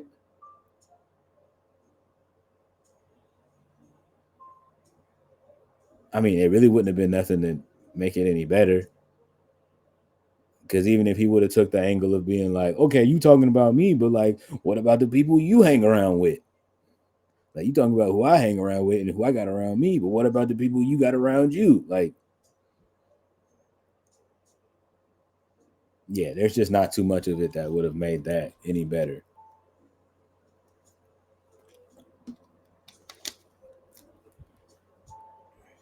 Especially because of the fact that that's a very, very like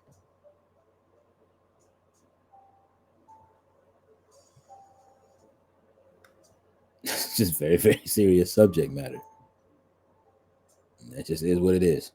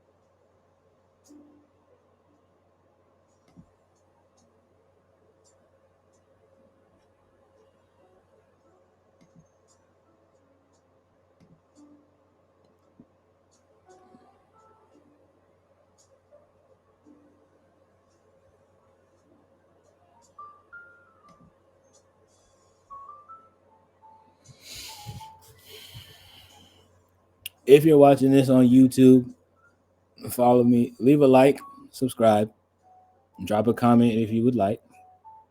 I'd love to hear your input on this conversation that we had today. Follow me on those places on the ticker.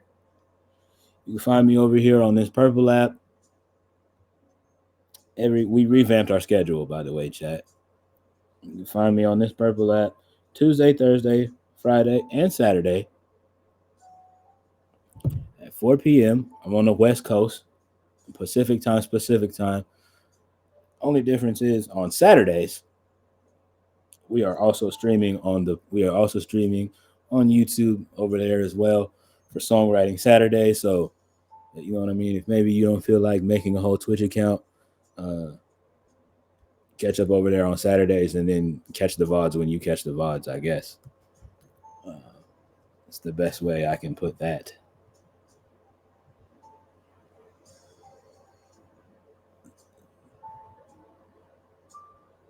Twitch chat. We are going to, if she's still live. Okay, we are. Yep.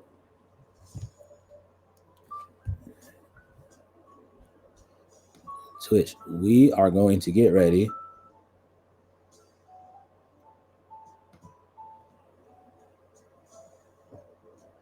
to go see my sister Chu.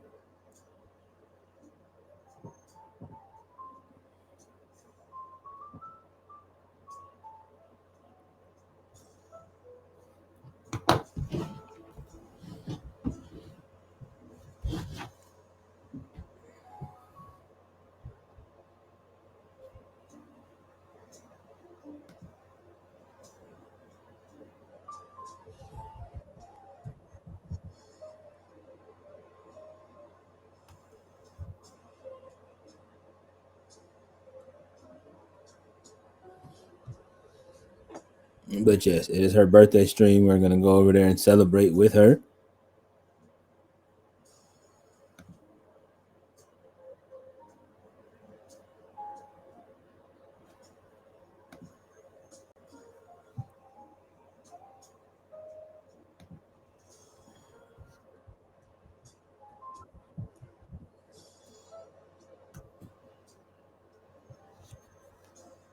Hey, y'all know what it is. Y'all know how we do. No rating and running.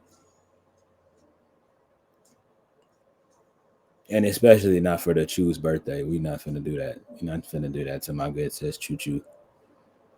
You know, I love that girl down.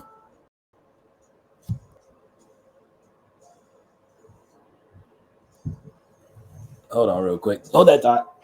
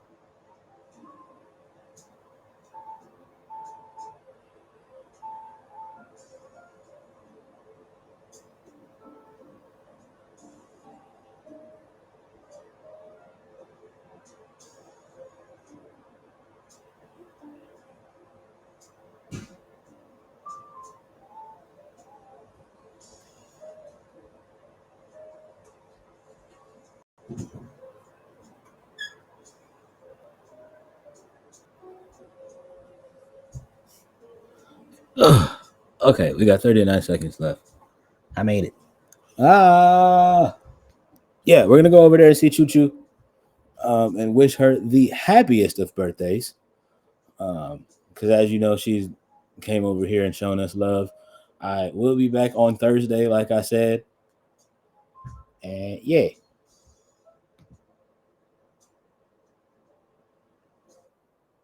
Holla at y'all, my babies.